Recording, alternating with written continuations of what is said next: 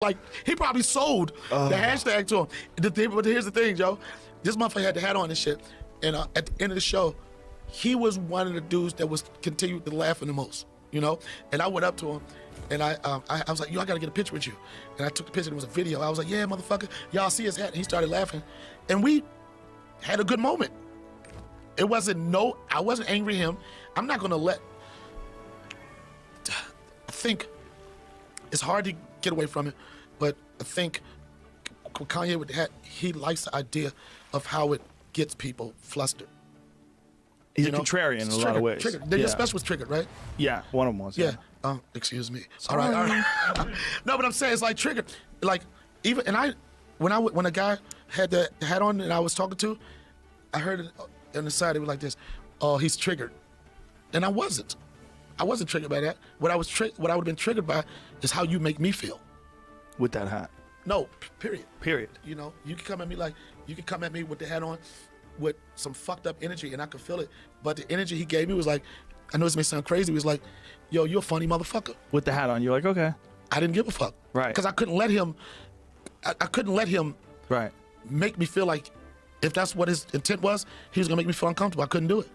Do you think he was trying to make you feel uncomfortable? No, I think he really, that's who he was. I think that's who he was. But yeah. I think that's who he was. But I know that motherfucker would laugh like a motherfucker. So. At a comedy club, that's all you can ask for.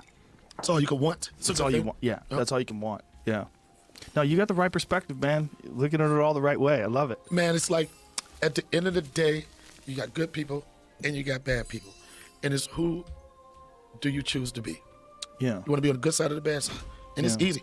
Man, it's I know it sounds corny. Rodney King said, can we all just get along?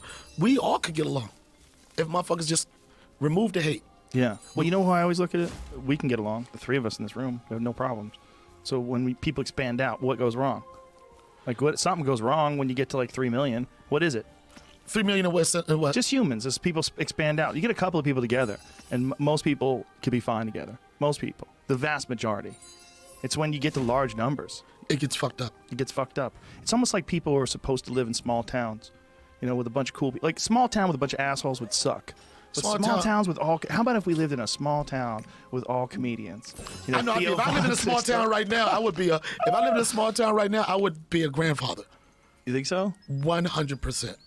What do you do in small towns? You drink and get fucking have babies. Yeah, but I mean, a small town, a community. Let me say, filled with comedians. There would be a lot of murders. Yo, comedians would actually kill each other, man. It's just only a certain amount of comedians I could be around at one time. Because then it started getting, there's motherfuckers jockeying for the best joke. There's some that are like that, but there's some that lay back and are laughers. And those are snipers. Yeah, like those are Jim Norton was a good sniper. Yeah, they're snipers. They got their breathing pattern right. Yeah. They know when you pull that trigger, it's supposed to shock you. You're supposed to sight you every time. Yeah, they don't throw any loose bombs. None of that shit. They got that sniper finger. Yeah, that's a good way of putting it.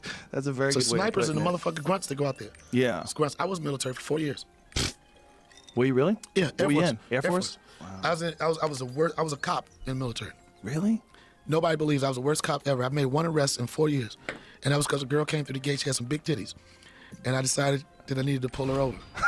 But I was the worst fucking cop, and I had to get out of the military because I used to hear this phrase all the time. Airman Rollins, your blatant disregard for established military policy shows a lack of military burning and integrity. I used to hear that. I was like, these motherfuckers going to gun and kick me out. Air Force 4 years. I was a cop, stationed in Kunsan, Korea, stationed in Bolin, NUICO, Tongsang, NSCO, Nuna, Haigu, Dega, Doktoke, Arso. Wow. 4 years military, 3 years, 2 years in Korea, 2 years at Bolin Air Force Base, and I got out and just randomly went to a comedy club, became a heckler. I was an asshole. I used to go to this comedy club every Wednesday to fuck with the comedians. Where was it? Comedy Connection in Greenbelt. It was like the black comedy club in D.C. This was the time of when Martin Lawrence was on fire, the Def Jam thing was popping, and they had on black comedy clubs. It would be a pizza shop. They'll just turn, okay, now it's a comedy club. Monique had a club that she made turn from a restaurant to a comedy club just because she got more business on the weekend as a comedy club than a restaurant, and they took it over. And I used to go heckle the comedians, and I was such a good heckler that people used to come to the show to hear me heckle. They would be at the door like, yo, is that asshole dude gonna be here tonight? And that was me. The club owner dared me to go on stage because he wanted to shut me up. Joe, I was so cocky. after 4 weeks of heckling, I tried to make a deal with the club owner. Come on. I swear, I was like, look, I'm telling you, I said, I know I've increased business by 30%. No. We need to start working on the door there. He looked at me like, what the fuck are you talking about? Anybody in DC will tell you this story. And they wanted me to shut up. They asked me to go on stage, and I went on stage, and the first time I went on, I murdered the shit. And I knew that I wasn't going to be doing anything else with my life but doing it. I just knew it. It was just like, all like, bah, bah, bah, bah, bah. How did it feel? It felt great. Do you remember it? I remember it The because flashes in your mind? I remember it because I had talked so much shit to this point. And the thing about it was, but the room of the energy of the room was there because there was a lot of people that came, they saw me. They were like, when you gonna go? You should, they were like, you should try it. So the first time I went on, people were excited about it. They didn't know what to expect. And I wrote all these jokes. I'm like, I got 30 minutes. I was like, blah, blah, blah. I was so cocky. We used to have an open mic. And open mic list is like 30 people. And I would be like 10 on the list, and they would keep bumping me, and I thought they were just trying to save me the headline. I didn't think they were just trying to give me the shittiest spot. But half the club came to see me, so they would stay there. And that first time I went on, I had all these jokes I planned I was going to do. And when I went on stage, I drew a complete blank. I didn't remember shit. And then I went where I knew best. I started fucking with somebody in the audience. I got a laugh, and then I did my material, and I didn't know what the light was. They gave me the light, and I was like, oh, I got to go. Like, the light means just make that your last joke. Right. And I got off abruptly. I said, I got to go. And people started booing. The host went up. And they was like, no, Daniel, he doesn't know. He's new. It's his first time. He don't know what the light means. He was like, he'll be back. And I was there almost every Wednesday for 8 months. And then I moved to New York at 6 months. Wow. I said, I'm out of here. Where'd you go first? Club-wise? Yeah. Or live? Either one. Brooklyn. Brooklyn, you Brooklyn lived? was a barrel. That's why to What this clubs? day. But it was interesting to me because I didn't go from DC to like mainstream white clubs. I was doing still the ghetto rooms and shit. And a lot of times I couldn't get spots, so I would go to the poetry open mics because that shit used to be so dull. The water was shifting, the wave, and I'd be like, does anybody want a break for this shit, right? And then I would go do jokes when I couldn't do comedy because I would do that until I started making a name for myself and never looked back. It was dope. New York is a great place to get your chops up. What year did you enter New York? It had to be probably like 95, probably like 95. Yeah, I'd already moved. I left in 94 to come to LA. Oh yeah? When did you get out here? I got out here like 7 years ago, maybe 8 years ago. And it was because my situation was different because I wasn't getting a lot of road work. And I was like, well, fuck, if I'm not getting a lot of road work, I might as well try to get more film and television stuff to move out to LA. And then when I moved out here, I started getting more personal appearances. So basically I moved to LA and became a road comic. And I wasn't mad at it because after you're doing it for a while, you just want to, where the fuck can I make money doing this shit? You know what I'm saying? If it's the road, it's the road. You know what I mean? If it's Hollywood, it's Hollywood. But who was going to pay me some money? And it was the road. And until now, like I do 40 weekends a year. But with me having a young kid now, I'm trying to focus more on film and television and get some more stable shit because I'm getting a little, it's getting burnt. I hate to say this because I've said it too many times, but you should have a podcast. I've heard that. Shut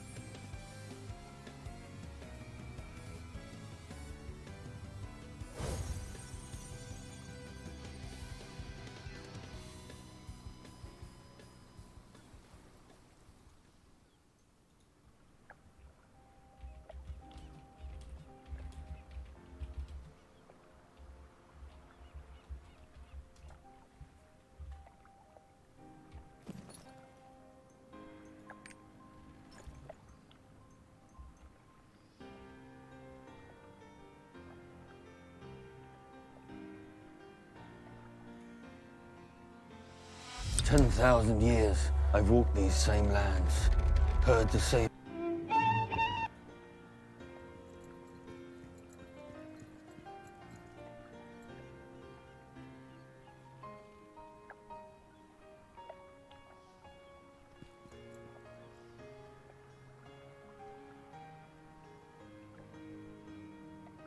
My notes, very detailed notes, and I'll give you guys the rates, the probabilities, the cost, and everything to do with getting your gear to 15. We talk about the probability of 15 on weapons, on gears, and how much do they cost in auction house. And I want to give you guys a full detailed guide, so this guarantees you can get your gears to plus 15 and get to GearScore 600 for the next content, and also tier 2.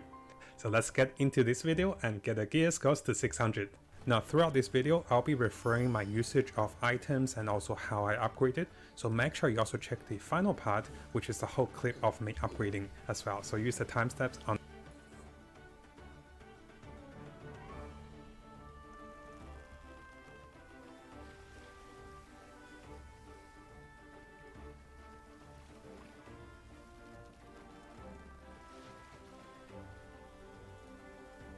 I know this video is going to piss a lot of people.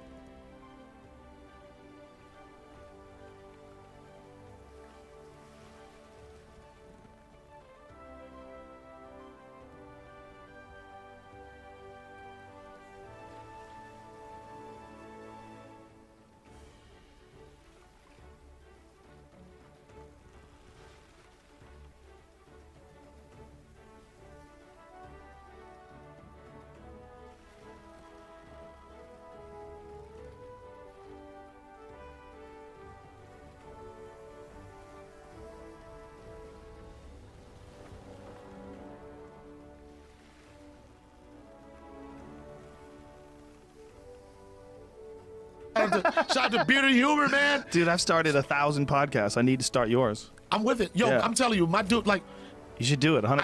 I used to do, and I used to do radio. I did radio, I did Hot 97, but I would love to do a podcast. You're a natural. You could have the #1 podcast in the country. No bullshit. 100%. Let's do Don't it. you think, Jamie? Yeah, it'd be easy. You just need someone to make you an account and just up. You could upload it literally from your iPhone or whatever phone you use. You put a little microphone in the bottom of it. I do it, and another reason why, because I always want to talk. Yeah, I'm sure. It's Yeah. fun. I get it. But you've been in the game for a while. 9 years. Damn. Almost 10. But 10 you in were, December. you consider yourself a pioneer? No. There's people before me for sure. I was just one of the early adopters. I'd say an early adopter, but it was already established. You know, Adam Curry had one. I think he invented the name podcast. And then Adam Carolla went from radio to podcast. And that's when I was like, oh. I didn't know. Oh, wait a minute.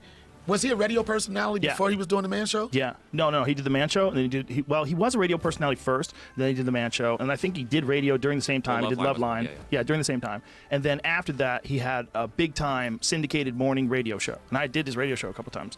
And then when he left his radio show and went to podcast, he got this professional studio built and everything. And I went to visit him, and I was like, whoa. And I remember walking around the place going, look at this shit. Like I was when I came in, right? Same thing, I'm man. like, who the fuck got a wolf?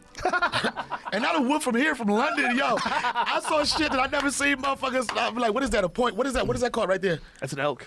Elk. Yeah. One of the people that make that. What do they call it? It's a profession. Taxidermy, but Yeah, that's 'cause only that's when what's they the- put like the fake, when they put hair the and all fur that? over it, the fake eyeballs and shit. Is that yours? That's mine. Yeah, that's the actual real skull. God damn. That's what they call a European mount, when they just have the skull and the antlers. That's where I get my food from. I'm cooking a elk roast tonight when I get out of here. And it's from him? Yeah. Not that one. Not I that know one. what- I ate that one already. I ate that one down See, to that's the some bone. man shit, man. Elk. Yo, if I go should tell try my some. boys I'm eating elk, they be like, you changed, son. I think you gay, son. Yo, he gay, son. He had cottage cheese the other day. That motherfucker say he a vegan and he eating elk. Oh, no, son. He trying to do them fucking $5 footlongs with Smollett or Smoletta. how do you say his I can't name? say his name. Smollett. That poor guy. I would say the Let motherfucker's me ask you this. How does that guy come back from that? He doesn't. Ever? No, because he's going to... How does he feed himself? the way he feeds himself, because he's still gonna have a base. The base he's gonna have is like, the motherfuckers be like, fuck it, I would've did the same thing. Ooh, that's not a good group of people. You said it might not be a good group of people the way you think it, but for him, it's a group of people. Right. It's gonna be still some people that want to hear his side of the story. Like, everybody's not like dismissive of him. Right. And some people still hold on to like, well, maybe some people that are just gonna, like, I refuse to believe it. Right. Point blank. Well, he's still denying it. He's saying that they're lying. Yeah, That's man. the latest thing. But I don't know. Maybe I don't know. It doesn't look good. I don't know. Them dudes was in the. I don't know. I think something else was going on, bro. I think something that. I think that he was. I think he was possibly paying them for something else. Huh? Could be. Not just to beat more. my ass. Like, thank you guys. All right, I got some other ways we can make money. I don't know. Again, it's just Good story. it's so fucked up, bro, because you have like it's so fucked. My older brother is gay, and like with that situation, it kind of rung home to me, because when it first was put, I was like this, I wish the fuck somebody would try to violate my brother or disrespect my brother. I know how at arms I'd be ready to go. So I had that, and that's what's so fucked about the whole shit. He had so many people that was riding for him for different reasons, man. And it's like really selfish for you to not give a fuck about how you're gonna hurt people. You know what I mean? Maybe he didn't realize how bad it would go wrong. Maybe. Man, bro, come on, you going for the gates. When you're saying throwing fucking bleach on me, you trying to trigger motherfuckers. Yeah. You're trying to trigger for Alvin Sale. Didn't he say he was a gay Tupac? He said that. I ain't no killer, but don't push me. Revenge is like the sweetest joy next to getting. Well, he didn't say the pussy part. Oh, but, that's hilarious. He said that he was a gay. He already had his movie in his head. That's so ridiculous. I fought back. I'm the gay Tupac. He already had his hashtag. He probably bought the white website. Trace that. I don't want to stop this podcast, but I got to pee so bad. I did 2 podcasts in a row. So Okay. talk to Jamie for just 2 minutes. We can I talk got to about the take a wire. leak. What is that Please right do. there? Talk I'll about the take one of wire. those. Is that a pre-roll? Yeah. Yeah, we can. Yeah. Word. I'll be right back. I just have to pee so bad. I ain't mad at you, son. You got a lighter right there? Yes. Look, just know when you know you're LA, it's like this. Is this an indica or a sativa? There is some extra spice in there too. There's a little extra, like I think it's called butter.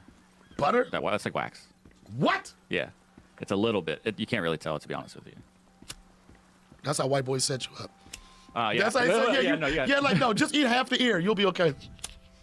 How many people still come up to you about The Wire? I know, obviously, Chappelle's show, but You know, the funny The thing Wire about is- the people that come up to me at Wire, they identify by themselves as instant intellects. Yeah. You know what I'm saying? Like people, and they'll it's almost like they're cocky. Like, I know you on Chappelle and a couple other things, but you know where I really love you from? The Wire. That was a dope experience. Did you ever watch HBO's The Corner? I started. I think I got. I feel like it was 6 episodes, and I watched. Yeah, it was 6 3 episodes of of them. I miniseries. think I didn't watch all of it. I was in that. Okay. I played a heroin addict, and a lot of people don't know. People that are fans, if you were a fan of The Wire, you definitely been a fan of The Corner because so many of the actors came back to Yeah, do that's The why Wire. after I watched The Wire, I wanted more and more content like that, and so I went back and tried to watch it. But I actually enjoyed rewatching The Wire more. So I liked the show, and my character was supposed to build up more, but the Baltimore Tourism Board was upset that every time someone goes shooting Baltimore, they depict it as a drug-infested, pretty much what it is. So that's why they went from if you notice the shift in the writing, they went from the towers to the docks. Like, how the fuck Right did we away, get to yeah, the docks? yeah. That's because they didn't just want to be in the hood like that.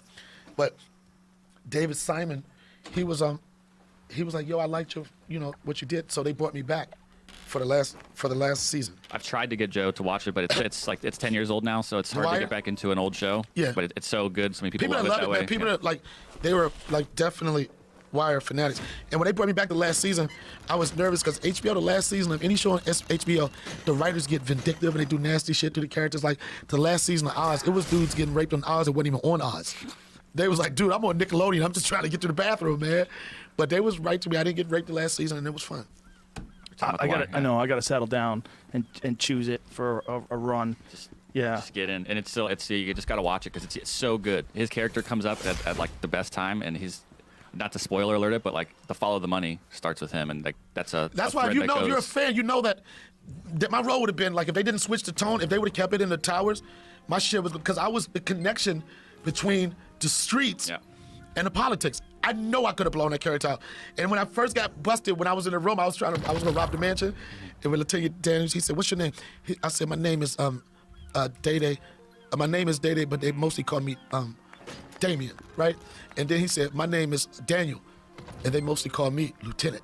And this after I had already said how I would rob the whole crib because I thought he was a driver with me. And that character should have been off by then. But So oh good. well, it was a good opportunity. It was another cool platform. It was dope. I can honestly say whatever happens in my career, I was on 2 shows that'll go down in television history. The Wire and Yeah, Chicago. I believe you about The Wire. I mean, everybody says it. I never settled down and watched it. But for sure, the Chappelle Show is the greatest sketch comedy. It's number 1 and number 2 is like that and In Living Color. And you can pick your spot depending upon when you grew up and what it meant to you. Because for a lot of people, In Living Color, too, because it was on Fox, you didn't have to have cable to get it. It was on Fox. You didn't have to have cable. Did you have to have And cable they to had Fox? No. Fox it was was regular cable, TV. right. But then it was new, too, because it was, for the most part, an all-black cast. All black cast with And you dancers. didn't see that. Dancers. It was Yeah, like they took Fly everything. Girls, Jennifer Lopez. Everybody was making money and getting ass when that was up. I don't even think the Wayans, I think who was it? Sean was a DJ. I don't even think he knew how to DJ, but Keenan had that fucking vision, man. Yeah. He had that vision. Who's like, How many seasons did that go? I don't know, probably 6. But did it really go that many? Yeah, it was. That was the show. Every comedian hoped that every year they would come around and say they're looking for new people for Living Color, and every city was like just busting doors down and trying to get an audition. I remember watching it for the first time. I was at a pool hall in like Yonkers, New York. And I looked up at the screen, and me and a buddy of mine, my friend John Tobin, we're playing pool, and we're watching the show. I was like, what in the fuck is are going they on? doing? And it Like, was he funny. doing no lips. When Fire Marshal Bill came out, I was my like, God. what the fuck Yo, am I Jim seeing? Carrey was an animal, man. He was again like once you saw him, you just started laughing. Yeah, he was an animal. I mean, how many times? There he What is. do we have now? Homie the Clown. Homie the Clown. Homie don't play that. Girls would always I say think that. Paul Mooney wrote the Homie Clown character. Really? Yeah.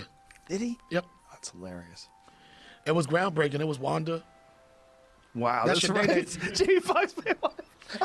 But then look at that. That's funny, right? When you talk about how dope of a career that motherfucker had. Jamie Foxx would go from that to Oscar.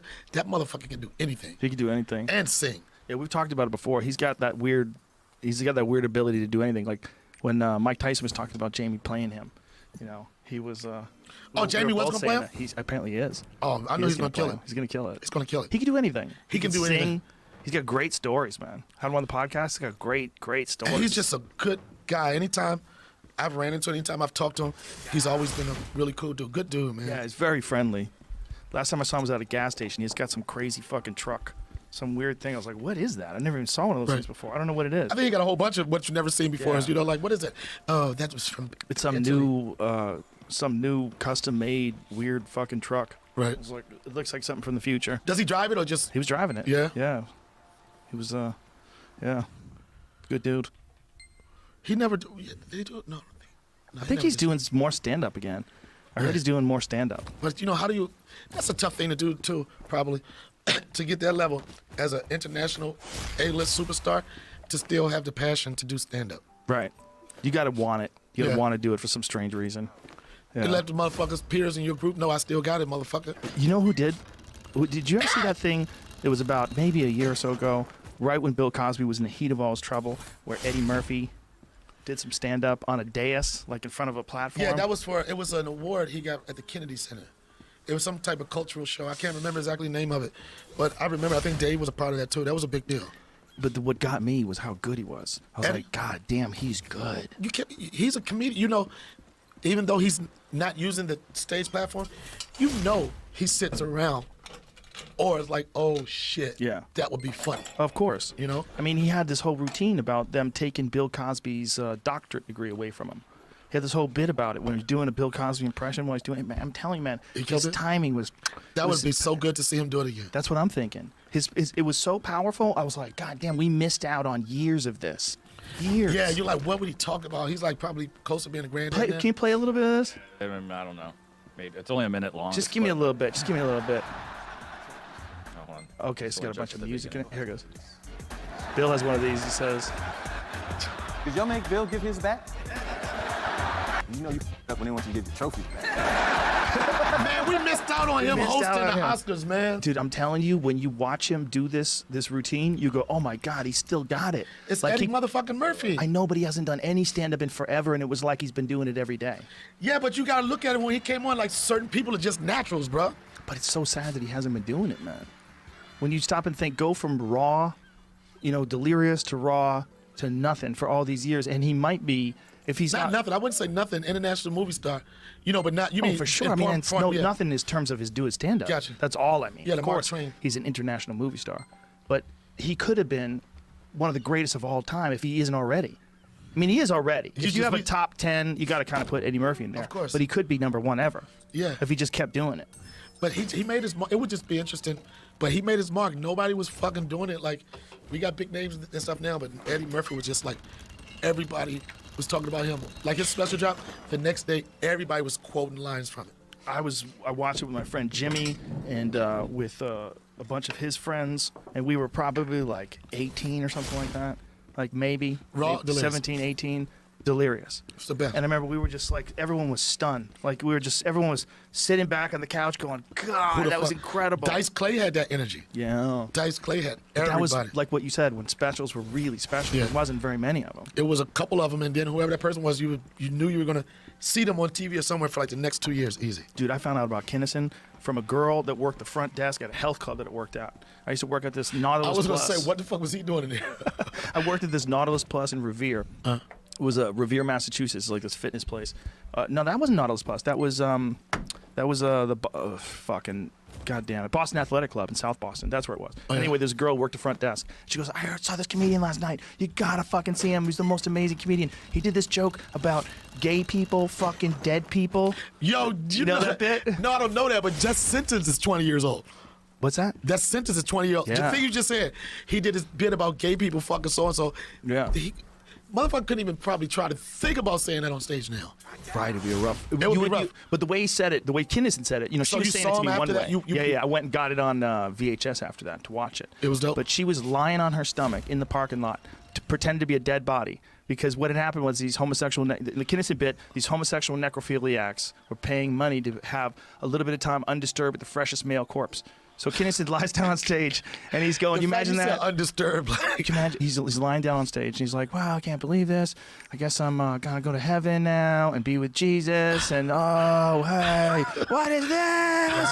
It feels like someone's fucking me in the ass. Oh, you mean life keeps fucking you in the ass even after you're dead? It never ends. It never ends. So I'm watching this girl who's like this volleyball player, this big athletic girl. Know that physique. And she's got her body down on the ground. And she's yelling out, doing the recreating the bit? Yeah. She's like, life keeps fuck you in the ass even after you're dead. It never ends. And I was laughing so hard. That's funny. At what she was saying. I went out and got the VHS tape. Did it meet your stand? Did you like I was it? blown away. I was blown away. I couldn't believe it. He had that comedy. type of energy, man.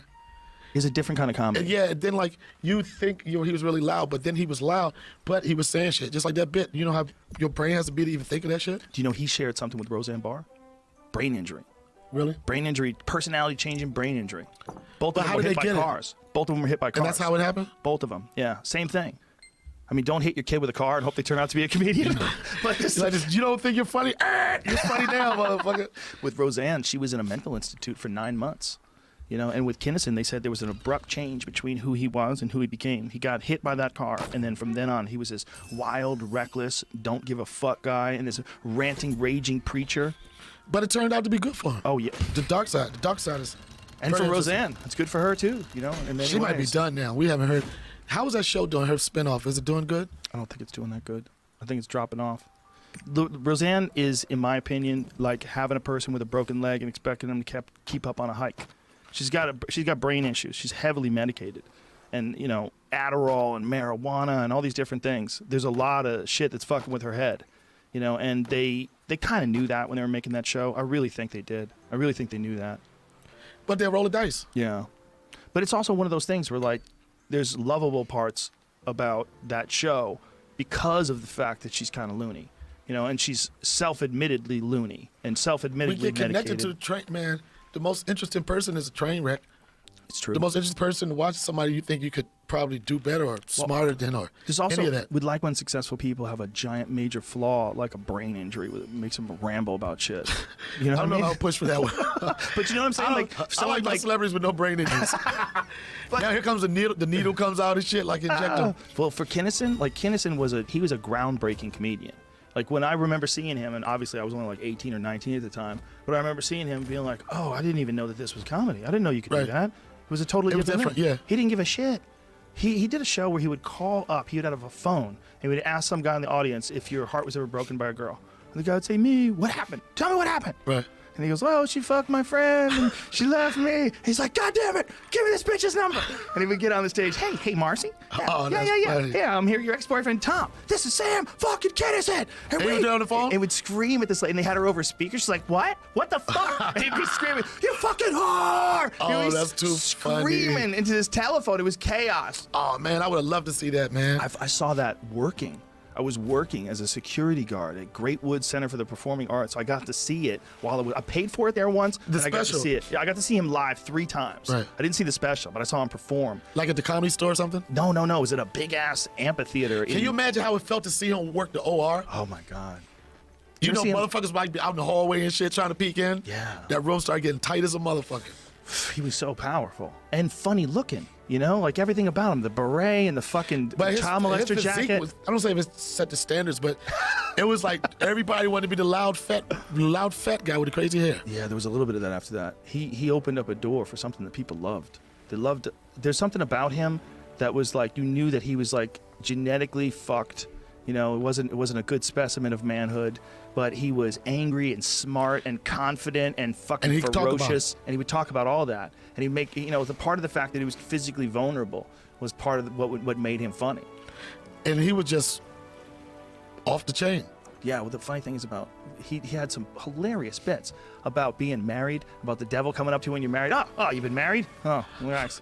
No, this isn't even gonna be scary for you. Like, oh, here's where we torture the souls. Ooh, like, That's funny. he had this shit where he's like, he goes, look at my face, ow, ow. He goes, I've been married twice. And you can't even try one of his jokes without doing his voice. No, you can't. Like soon as You can do Seinfeld, and you kind and of do if you Seinfeld voice. even if you hear somebody do their voice, even yell a little bit, like, all right, calm down, Sam Kinison. Exactly. Get out! Ow! Ow! That I was live in tough. hell. Yeah, he had some groundbreaking shit where you watched it, and it was like you were on a ride. Like all of a sudden there was this new thing going on. Was he at Saturday Night Live? I don't think so. No, No? I don't think so. He would tore that shit up. He would have. They banned him from a lot of things by the time he got to a certain stage in his comedy career. There was certain subjects and certain, you know, he had this bit about AIDS. It was so ruthless. And it was like, you can't do that? And he goes, everybody says, AIDS, shouldn't make fun of AIDS, Sam. It's a communicable disease. He goes, straight people get it too. He goes, name one! Name one fucking guy! And they It's can't not name- our dance! And I remember hearing that going, whoa. That's funny. Whoa. Fuck you, it's not our dance! I'm like, oh my God. And there was certain bits like that where people were like, cut! It's Yo, right now, it would be like comedy police everywhere. yeah, everywhere. I mean, so much of his bits were punching down. It was an argument that I got in with a guy who wrote a book on comedy, and he was telling me that comedy always has to punch up. And I said, no, it doesn't. That's crazy. I go, Sam Kinison had one of the greatest bits of all time, 2 of the greatest bits of all time. One, there was a dude who was getting fucked in the ass after he was dead. Yo, And then I the want to other know one- the committee that nominated and made that one of all times. But go ahead. And then the other one was the bit about watching someone. Oh, this one burnt. I lost the ash here.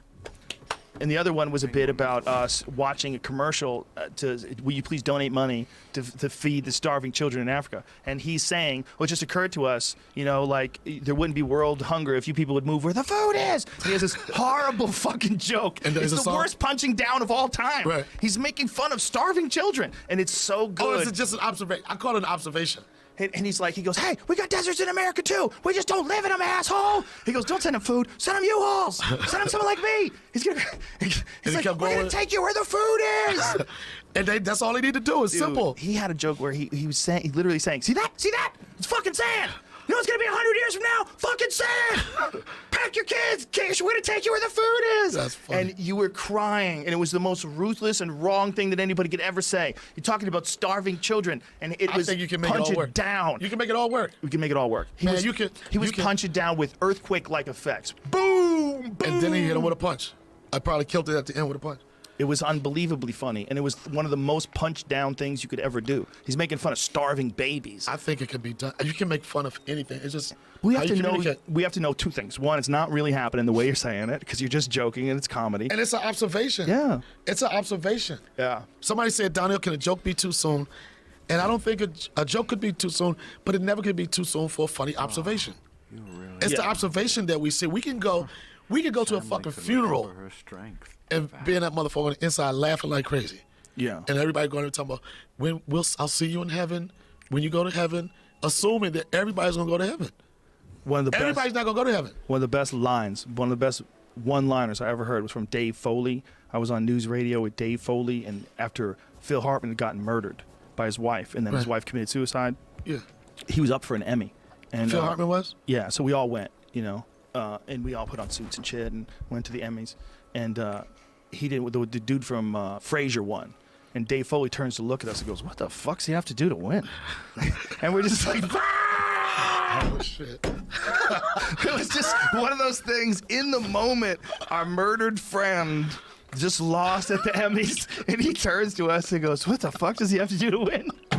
And me and Stephen Root were falling down in our chairs. We're like, "No, you didn't." That's fucking funny. There's no too soon. There's just not funny. Man, yo, motherfuckers say it's too soon. I'm like, not always. If it's gonna be too late. Because the minute you're saying it's too soon, somebody's gonna jump on that shit. Exactly. Fuck it. Exactly. It's when you think about it, that's when it has to go down. That's why I have this bit about that dude who was visiting that uncontacted tribe and trying to convert him to Jesus, and they shot him up with arrows. I understand. It was an internet thing? And it's a story that's on the news, and I made sure I made fun of it that day. The moment I read it, I started writing. I was like, I'm not letting anybody have this one. This guy visited an uncontacted tribe with Bibles. And then you're like this, I gotta do a set tonight. Right now. Right now. I called up Adam. I'm like, you gotta hook it up, dude. Yo, I feel that way sometimes, man. It's like, fuck it, I'm going for it. Sometimes you just have to jump on something. Man, if it doesn't make my stomach rumble a little bit, or a little uncomfortable, it's like, it's funny, but it's not like, you know, it's not your gut funny. I want my gut to be happy. You know, one thing that I think we should really say is we should really thank all the real comedy club fans that are still coming out. And one of the things that we're not getting, where guys like you and me perform, wild people, when we perform in front of comedy clubs, we're not getting a lot of pushback, man. We're getting a lot of good crowds. Man, it's great crowds, and they want to. It's great fun. crowds. They want to hear that fucking voice, man. They want to hear that crazy shit. And then you think like with me, like it's weird because like I'll do shows. I'll do like an improv say in Cleveland or some shit, and then I'll have a sold out show. And I'm still club. I dabble with little theaters unless I'm with a group of people. Whatever. And I was like, how many people follow me on social media? And it's like, out of a room of like 500, it'll be like 4 people. And I'm like, wow, that's fucked up. But the thing is, the show is still sold out. You know, so it's not followers. I really believe I have real fans. You know, like people that, whether it's through Instagram doesn't have to be there, but they know this dude and they want to see him. And those are the best shit, the crowd that comes out to see you. For sure, 100%. You know, it's one thing, and we can't take anything for granted. It's one thing to like go up like at a night at the Comedy Store when you know it's gonna be 1 million comics, you know it's gonna be everybody on the stage, you know, you go to, and it's another thing, and you perform it, but it's another thing knowing when the people that are there just to see you. Yeah. You know, when they make a weekend of it, you know, that's dope. It is. It's a great responsibility too, right? Yeah, but you're married to it. Yep. Then, but when it's like your only option, for the most part, that's all I do now. You know, so it's good. Yeah, but you're in control of your own destiny, man. I just think the only thing you're missing is the podcast. I think your podcast will be gigantic. I think I'm going to do it. No, I know I'm going to do it. 100%. You have to do it. Bearded, my man, I'm telling you, Dude. he tells me, like, we'll be talking, and he'll be like, son, when you going to do I said, I'm doing Joe Rogan's podcast. He was like, yeah, but son, when you going to do yours? You need to do one. Like, you're so good at this.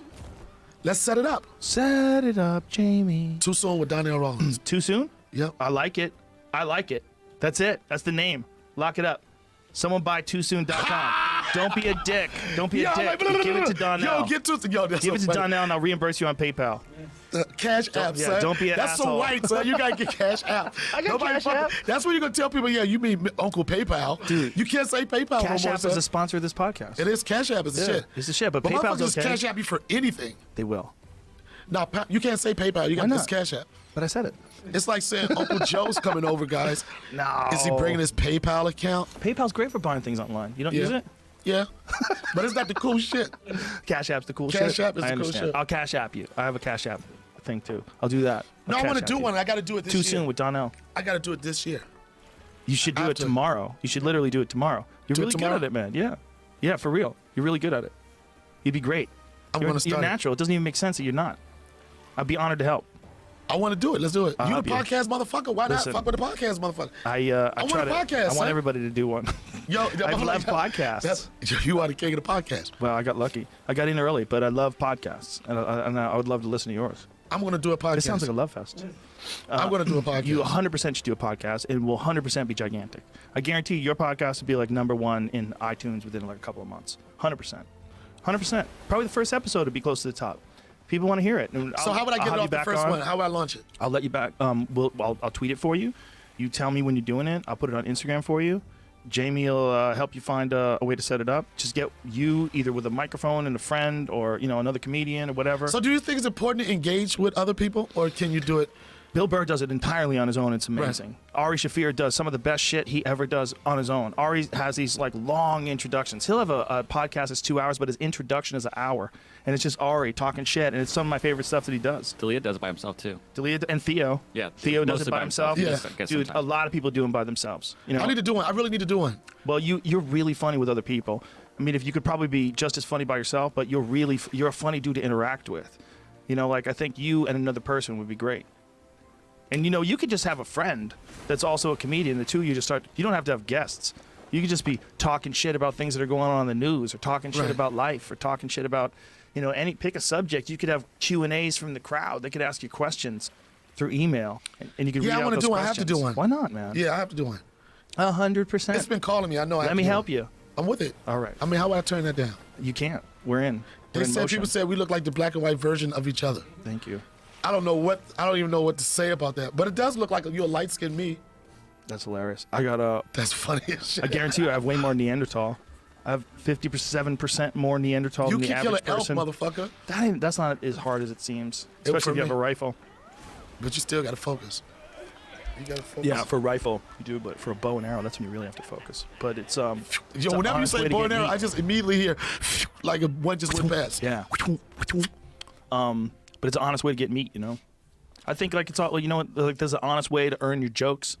There's an honest way to do stand-up. There's an honest way to get meat. I don't think everybody should do it. You shouldn't have to. Shouldn't A lot want of people to. wouldn't. A lot of people wouldn't. If you told the average person, "All right, you want chicken," and just show him like 6 hens alive, and it was like, "You want chicken?"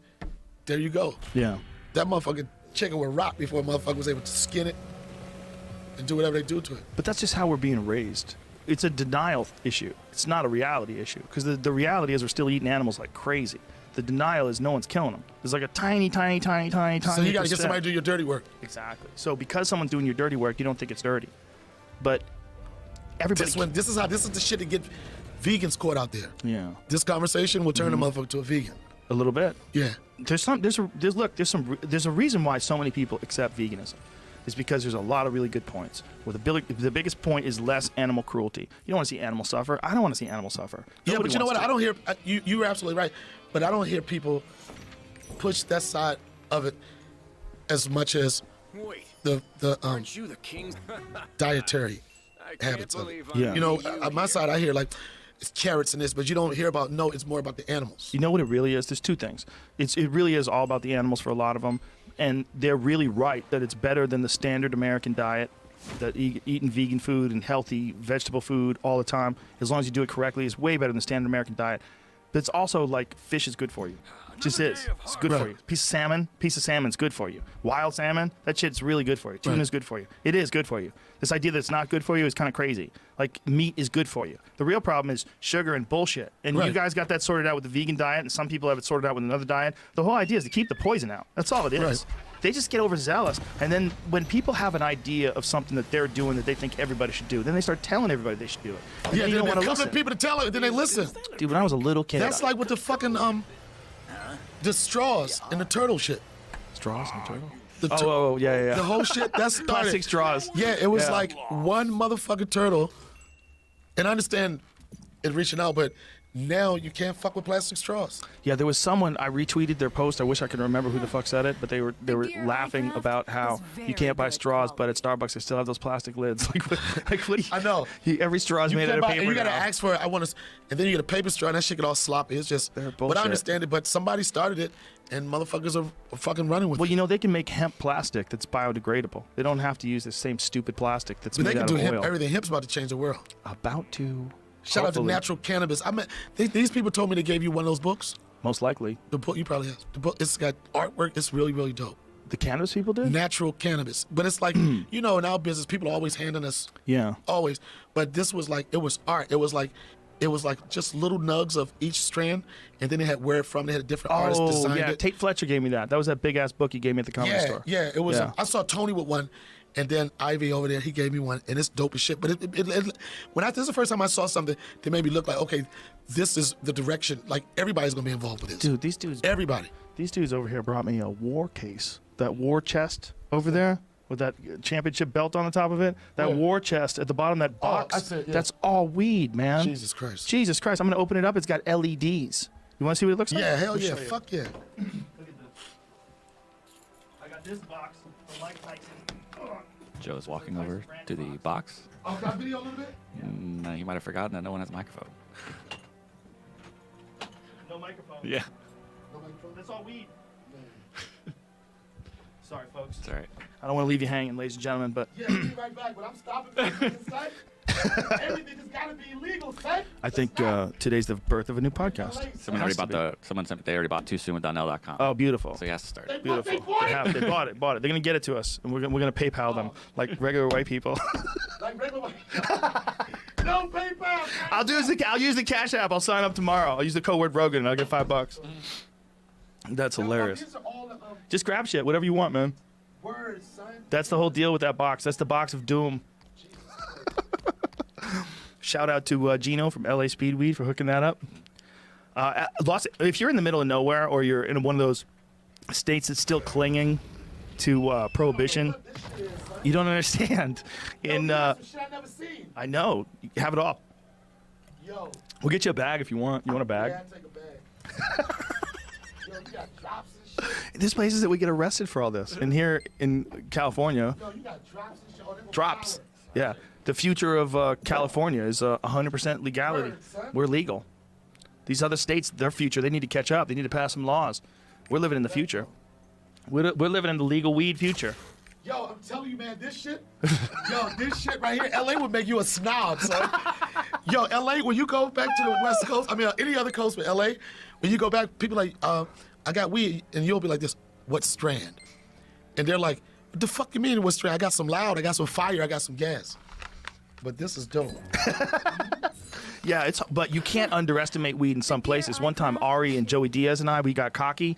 We were doing a show in Philly, and they gave us some weed. But like, it's Philly weed, man. Oh, Come yeah, on. that's the worst. When you name it after the city, you said it's Philly weed. We thought it was going to be like low grade weed because it's in Philadelphia. But the guy got a hold of some OG Kush strains from like 2001 and brought it back to Philly, and we were crippled. But you guys had to be the type of company that you knew you would have to find the best shit. Yeah, we didn't know it was going to be that good. Right. Like if I knew it was California weed, I would have backed off. Right? It's a different thing. Once you say, nah, California, well, and Denver's got that. Yes. I wonder who's going to be the next gangster state. Oregon. Don't got the right ring. You know Oregon. Nope. It's got to be like Philly. Something like you can say really quick. I didn't get Master Shandy's Yeah, it's order. It is an honor. to But meet this, someone as it's hard to famous find as you. bad weed today. Weed's everywhere now. Yeah, you got to think about the type of friends you have that would give you bad weed. Yeah. I There's got no a beef need with for this that. chick at this comedy club down in Tampa or something. I was like, you got some weed? She was like, yeah, I got some weed. I was like, all right. So she gave me this joint, and she said, yeah, it's some shit weed, but here you go. And I said, what are you giving it to me for? She was like, you wanted the weed? I was like, why would I want some shit weed? She got mad at me as if I was ungrateful. I want to say, bitch, you smoking it. That's what I wanted to say. I wanted to say it, but I couldn't, son. But I'm like this, yo, why would I want to smoke some weed that you just told me was garbage? Just to say thank you. Fuck that. You can keep that shit. It makes sense to keep it, right? Yes. Damn, is this childproof? I look like a crackhead, They're son. making some of those hard to get off now. I swear they're not. Oh, just bam, look at that shit. got These are the best. You can tell. That's good stuff. I It's know. quite potent. I know. There's This is- different levels. There's 3 different ones, 3 different colors. Find what you like. This We is got so some dope. batteries back there too. Yo, that's what I don't have. Why I Go feel like grab it's one of Christmas those. right now, man. It is. Go grab one of those zip up. There's a few of them. There's 3 or 4 of them. Where these are the Different kinds. joints. Yeah. No, I like those little vape pens. They're great. And you could regulate it. They're good. Once you figure out what it is, What are these? What do you think? just a charger. For that? Yeah. Once you feel like what it is, like you get. Why does the little battery look like it changed? No, it's just a USB. That's a USB port. It screws into the bottom of the base of the battery. All right, don't nobody move. Stay still. I don't. Oh, word. Hold on. I know. Damn, it feel like you're in the hospital when you get out of there, man. You like got a roll. You got. Oh, I'm about to get a shot. Yeah, that's a weird thing. Oh, is that a disposable battery? No. No, rechargeable with that little USB thing. Oh, that man. thing right there. Does it work? What do you got to do with that one? Is that a 5 presser? Didn't check. 5. No, I don't think Sometimes you press a 5 Yeah, no, it's times. on. No, There you it go. just works. Oh, there you go. Picture came out great. Powerful LHB weed. Yo, this looks so cool, man. One day. Yeah, I'll it is also cool. get Yeah, a but in nice LA we list get of it delivered, folks. So All right, Joe. legally. Keep rubbing it in, man. All these people out there. Keep rubbing it in. Like Change we're the not gonna laws. meet you on the corner. Like we Change get the it flown laws. in. All I'm saying is, it's aspire to inspire. Keep moving. But you can in California. You can Can you mail weed? No, No? but you can fly with it. They will let you fly. Yeah, I went out for of one of you LAX. motherfuckers to get caught with that because everybody, you're the third person, not caught, but you're the third person to say how easy it is. Everybody's like this. Oh yeah, they'll let you. I'm like, okay. They won't let you land though. That's the issue. That's what the problem was. Somebody in Boston told me that shit. Yeah, if you land in Delaware, they'll put you in a hole. Yo, then what the fuck? Then it's like you can't do it. No, it's still stupid in like a bunch of states. It's only legal in what, 9 states now? I think it's legal in 9 states and maybe a few more medically. Yeah. How many all told? For Legality, recreational. recreational. I think it's still only 4. So what is that? But it's Nevada too. So it's Nevada, California, Oregon, Washington, Colorado. That's 5. Okay, so 5. And DC. Boston is 6. Recreational DC. in Massachusetts. Yep. I think. Check on that. So I think Check it on passed that. when we were there, but they might not have their stores open yet, sort of thing. Oh, like Ohio just fine. passed medical, and they just are now opening Medical. stuff up. See what Massachusetts has. I'm pretty sure Massachusetts is recreational. Well, come on, man. We're grown adults. Yo, I feel like something else needs to go in Yeah, here, it is. Joe. It is. It is? Yeah, Massachusetts. Oh no. What do you I'm mean? sorry, yeah. No, What this needs to go in little there? pretty ass pouch. It's pretty, right? Yeah, it's nice. Yeah. What company is that? What does it say on it? Loud. Loud. Shout out to Loud. Loud and clear. I love those little things. Yeah, 'Cause they that's give cool. you you know what? That's a good dose before you go on stage. Just a little. A little quick, yeah. Just a little woo. Just a little pick me up. Yeah, Just the a worst little of woo. Yep. What is your pre-show ritual? Do you have one? No, I like to have like you said, 2 puffs of weed. 2 puffs. Little puffs or deep tracks? No, little puff. You know, Dave got me back on blunts. Really? Yeah, I know Charlie you hit got me with me a on the blunt. I first was like, place. when you hit me with the blunt, when I first walked in, I was like, yo, Joe, slow down, man. We get it. You know, I'm like, you're cool, motherfucker. Right? That's all we use most of the time now. Yeah. When Charlie Murphy got me on them the first time, and then I was like, this is an interesting experience to be high and then nicotine high at the same time. The two of them together are unique. Right. It's a different feeling. And then I didn't do it again for a long time until I smoked with Dave and John Mayer. Name drop. And we're both I don't know. I never smoked smoking that with John. stuff. He's a nice guy. Yeah, he's a dope guy. He's a very, he walk very nice around with guy. like these vapor shit that like squirt out Smells? smells and shit. Oh, like aromatherapy? Yes, man. He just this motherfucker just yo. I'm telling you, you gotta watch out because he'll just you can tell when he got his aromatherapy thing in his hand because he's just doing like this, right? And then he'll just come by you and be like, "So how's everything?" Right? And then It's probably real, though. it's real, but he's supposed to give me one of the motherfucking machines. Give him a wand. Yeah, give you a wand. I'm like, I like the aroma. He had like it was like lavender or something. He was like, it was a crazy color, crazy way. He was like just kept just doing like this, like he was a Lavender. wizard of that. Yeah. What's that smell that you got to be careful of? Oh, patchouli. What is Patchouli patchouli? equals hippies, right? That's a Doesn't plant? it? Is it a plant? Patchouli oil. It's like a type of oil that like people were wearing, like a lot of hipsters were wearing, right? Is it a hipster thing or a hippie? More hippie. Hippie, yeah, hippie. But what is it supposed to do? Just a stinky oil Yeah. that people put on. It's patchouli. Put it up behind here. I have some lotion. I don't have it with me. That's like organic with some magical elements. That's pretty good. Magical elements. Yeah. Yeah. So what is John Mayer trying to do with this aromatherapy wand? He's waving around everywhere. I think he just wants people's Change. sinuses to be open, man. I think he cares about people breathing. That's considerate. You know, but when he has it, he's like a different person. I mean, it's like he like it's powerful, and he brings it around people that have been drinking. So now you got to mix the smell of fucking rum with his goddamn lavender machine, and he only has one machine. So once he gets you addicted to it, you got to chase him. And he's a little too handsome. I don't even care about that part. I just don't want him to have me chasing him for smells. Because the last 2 times I've seen him, I was like, John, man, what's up with the fucking vapor thing? He was like, you like that, don't you? Like he's got like a pimp. He wants to hold it back from you. Yeah, I'm gonna find out who makes it. I'm gonna get my own. You should get your own. Yep. Maybe I can get them to sponsor my new podcast. I bet they would do it. Too soon. Too soon. I like it. It's born right here. Yep. It's inevitable. I like it. It's perfect. I get to talk how often do I have to do it? Anytime you want. Really? That's the thing, yeah. Yeah, you can take time off. Ari Shaffir, when he went to Asia, he went on a walkabout for like, what is it, 3 months? More than 3 months. Ari Shaffir vanished off the face of the earth, disconnected from social media, from his phone, from his email, everything. Bought a burner phone and went to Asia. He just traveled around for months and months and months and months and months, and he just didn't do anything. And then he came back after 3-4 months, and it just picked right up where it left before, and now he's doing one a week. I want to do it, man. I got to do it. It's easy. You could I gotta literally do it, from your phone. I got to do it, and it's like, I think people want me to do it. I want you to do it. I'm doing it. Let's do I it. think Jamie wants you to do it. Jamie? Is that it? Yeah, people want you to That's simple, man. So simple.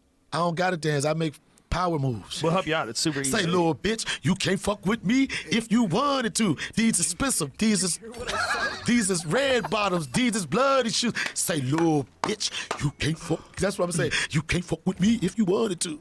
You could use that as your opening music. Man, I'm telling you, that's it. You can do whatever you want. You can't fuck with me if you wanted to. These is expensive. These is red. These is gutter. These is butter. These is Brooklyn shoes. Say, little bitch, you can't fuck with me if you wanted to. These is expensive. These is butters. I'm not These is ready Brooklyn yet. shoes. Please welcome Too Soon. Hit the store, cop them both, bitch. I don't gotta choose. And I'm quick, cut a nigga up, so don't get comfortable. Huh. That's it, sir. No bleeps. It's perfect. Huh. I want to do it. The other thing is that, yeah, no bleeps. Ever. Do whatever No you want. bleeps. All fuck-ups and all. Let it roll.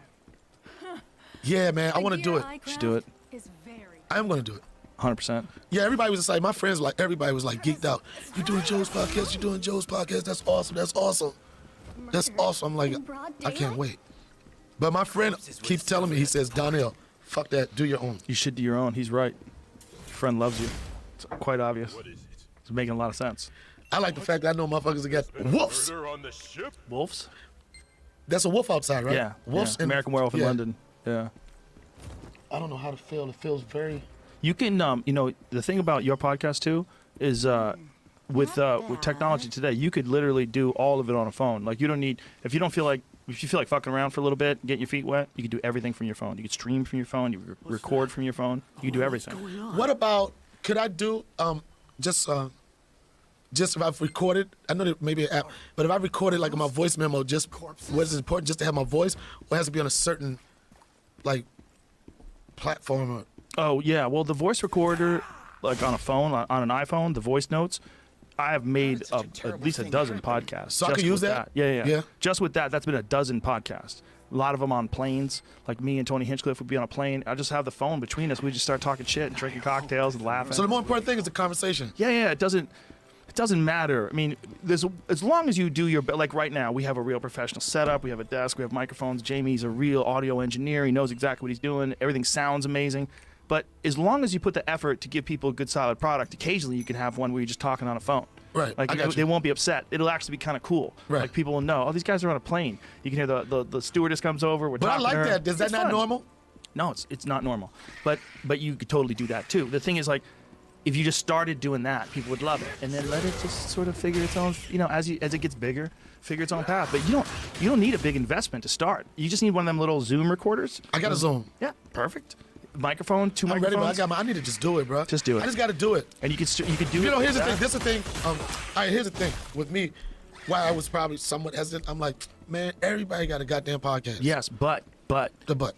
if you're with the right network of people, and you're with the right network of people, people recognize. If you're in the network of people, we were talking about, you did Theo's show, you do my show, Right. you'll do Joey Diaz's show. Have you done Joey's show yet? I haven't done Joey's You'll show. do Joey's show. Everybody does everybody's show, and everybody Kevin does. Smith? Yeah, all these guys, funny people. You do their show, and then everybody knows. Oh, okay, and then it's all in the same group of people, and everybody gets a bump. Everybody gets a bump. Everyone. As long as everybody is succeeding and everybody's doing well, and there's more and more podcasts, and if I say, hey, you should see this guy's podcast, you see Can I Janelle's say something right podcast. now, Joe? For all the black people that are listening right now, could you please take a note of what Joe just said for the last minute? Networking, You got a network. all the family, It's everything. and more importantly, everybody gets a bump. Everybody gets a bump. Everybody including gets to me, eat. including me. Everybody who's even the people that are making more money, everything's better for everybody, and it feels better. It feels better when everybody's doing great. Man, I'm telling you, I'm with you 100% on that. And that's like, I'm with you 100% on that. And it's not It's really simple. Yeah, it's really simple. It's hard when you're struggling, because when you're struggling, you feel isolated and you feel alone and you feel like it's you versus everybody else. But it's really not. And one of the things about comedians is we've had this conversation many times where we try to figure out what the number is. I don't know what the number is, but it might be less than 1,000 on the whole planet. On the whole planet Earth of 7 billion people, there might be 1,000 legit comedians. And I'm probably being real generous when I say that. I'm with you 100%. So if I run into a dude like you or any other real legit comedian, that is a rare human being. There's not a whole lot of us. If we don't stick together, who the fuck will? Nobody. Whose alarm's going off? Are you going to sleep? Yeah, no. Oh my God, we're in a dream. No, Imagine if we that alarm went off and I woke up to pee. I was like, fuck, I was dreaming. Yo, you got me one to do a podcast, son. I'm gonna do it. I'd be like, this is an epic podcast. Yeah, man, I really believe that. I really do believe that. But I believe that about all that shit. It's good for everybody. It's good for all of us. It makes sense. That's what I was saying. I was making a point, not being funny, but making a point. And I was like, black folk that are listening right now, listen to his strategy and listen to what he just said. Listen to what he just said. It has nothing to do with anything other than community. All the other shit that's in your head in terms of competitiveness is in your own head. When you have that stage, that's your stage. You're there for 15 minutes or 20 minutes, whatever your set is, that's yours.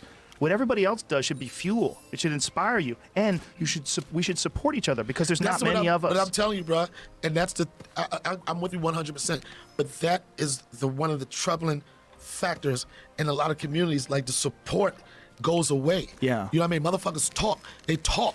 Everybody talk. But do you know why? I really believe this. Why the support goes away? The famine mentality. Famine? What do you mean? Famine. They feel like there's not enough for everybody. Everybody had this feeling for the longest time that there's not enough for everybody. And I think that's a crazy way to think of things. There's more than enough for everybody. There's 300 million people. How many fucking people do you need in your audience? Like, you should realize if you really enjoy doing stand-up, you'd want these people to become fans of stand-up, so you'd want to tell them about all these other comedians. Tell them about Joey Diaz. Tell them about, fill in the blank, Tony Hinchcliffe, whoever it is that you think is hilarious. Tell them. There's a lot out there to see, man. This is a great but motherfuckers, time. I'm telling you, certain communities, they just don't want to. They don't want to tell motherfuckers be just on their self and themselves so much that they don't want to help. They don't want to reach out. And it's like, you know what I'm saying? Like, the conversation you're having with me right now, it's simple for you because, those are the type of friends and those type of people you deal with. But some people, you know what I mean? I do know what you mean. You know what I mean? They have other fucked up shit. Like, yeah. I look at it like people I hang with Chappelle and these other guys. Like, I'm around some powerful motherfuckers, but we're friends first and foremost. But everybody don't think like that. Yeah. That's a tough one. It is a tough one, but it's just a matter of a shift in the way you view things. Just look at it. Just try. Don't let go of your beliefs. Just try to look at it in another way. Try to look at it another way. So you're way better off if you're a team. You're way better off if there's camaraderie. Like, when you do a 100%. show with someone who's a murderer, and they go on in front of you, you're way better off if you're laughing. When you go on that stage, you're way better off if you're loose, like you just had a good time, laugh. But if you're tense, like I told you, I bombed with Jim Brewer. Yeah. I was backstage freaking out. I was like, God damn, I gotta follow this. How the fuck am I gonna follow this? But you was younger then. I was way younger, but I was gonna eat shit. I knew. But I was another gonna thing, eat Joe, shit. it probably wasn't, and it's hard to get away from whatever your first experience is going to be. You know what I'm saying? It's probably your first experience. It happened like that. Like a real bomb. Like oh, I couldn't do shit about it. Yeah, like I was supposed to do 45 minutes. I got off stage at 35. But you went back in the gym. I did. I had to. Yeah, but the thing is, like, Jim and I have always been friends, and I've been friends with a lot of people that made me eat shit going on after them. It didn't matter. The thing about it is that, like, and I even after all these years, I feel genuinely honored to be a part of this group of people. Yeah. Because we do something that is my favorite thing to watch. That's a group of people, but like you say, it's like a limited circle of, like, Yeah. There's no other way to say it, but real motherfuckers. Yeah. It's a small circle. There's some okay motherfuckers. Right. It's some motherfuckers like you, like somebody say somebody's name and you like this, okay. And they're like, no, you like, I heard you, right? You like, I heard you. But this is the real folks. And like you say, they gotta stay united.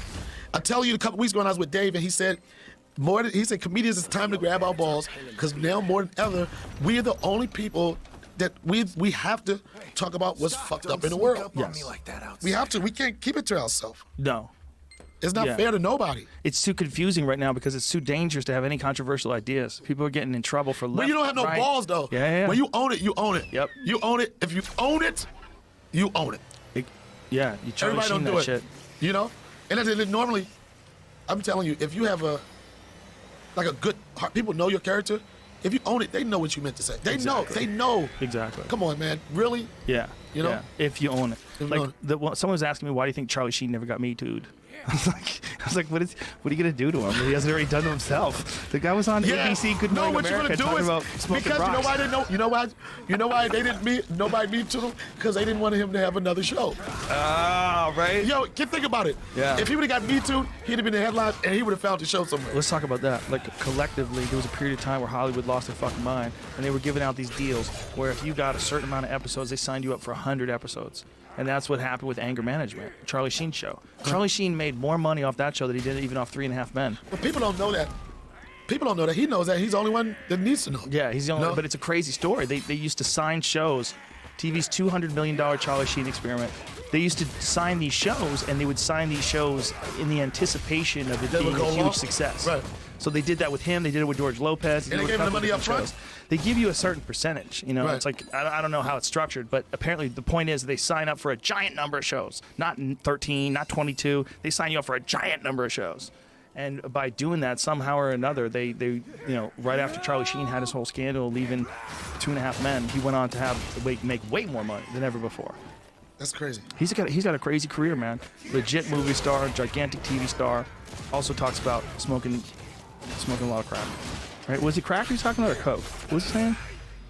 Doing drugs. Yeah, I Either don't way. think I've ever had a crack conversation with anybody. I don't think so either. There's no crack advocates. No people. You like this Nobody weed goes. advocates. Nobody's like, yo, last night was a little weird. You know what I mean? Like, yo, I had too many. You can't say you got too many beers, too many glasses of wine. I had too many crack rocks. Come on, man. Yeah, there's a certain darkness given into that glass dick. Once you start going down that road, you know you've made a choice. You know, there's no critical thinking involved there. That's debauchery. That's the happiness you chose. Everybody Yeah. chooses different happinesses. I had a friend who did a lot of crack back in New York. It was weird. He would have to drink like 40 ounces of malt liquor to try to calm down because he'd be just so jacked up from the crack. I had a crackhead friend. And I was like, I gave so many opportunities just to be cool. And crackhead gave me a crackhead experience.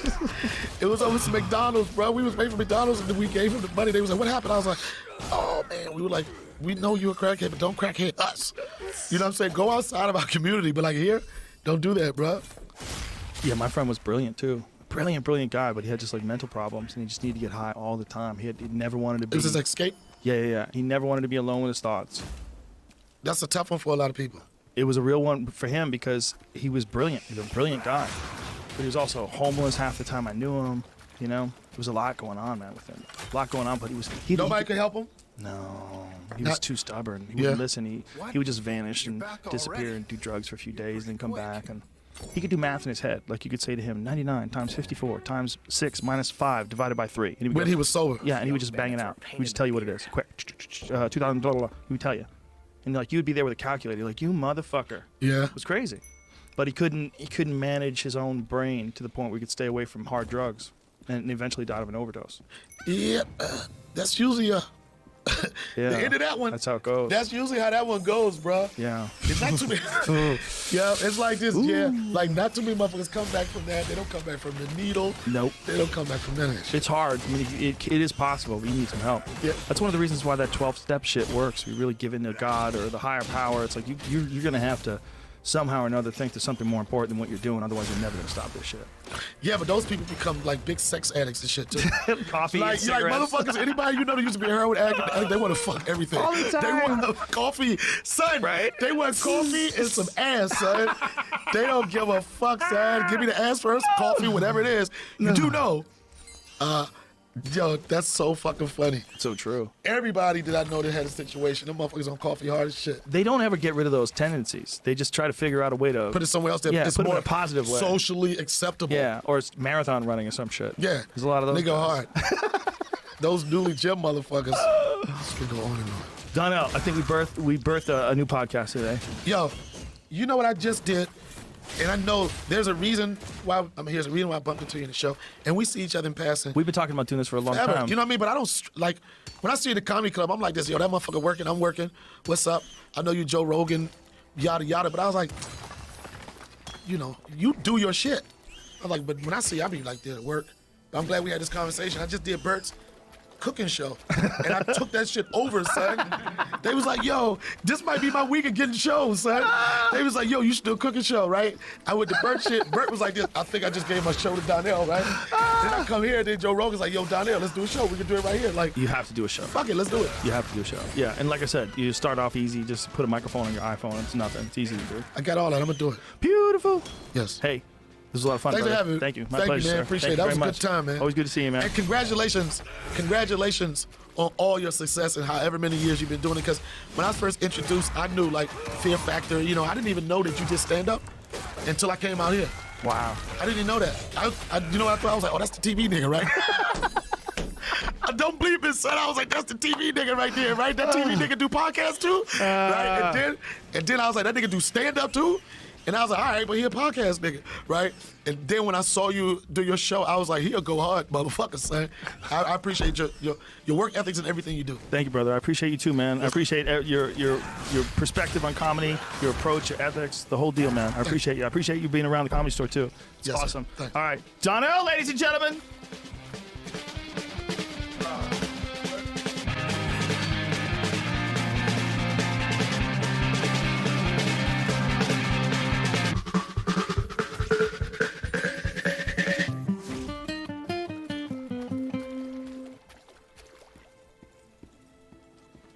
Five, four, three.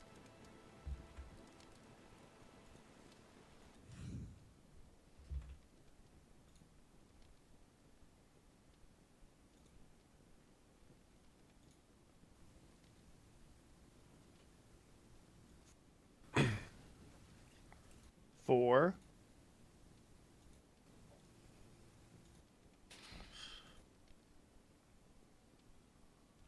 All right, buckle up, bitches. Michael Schiavello's in the house. And this would be the spot where I'd play the music, but I don't have it. All right, buckle up, bitches. Michael Schiavello.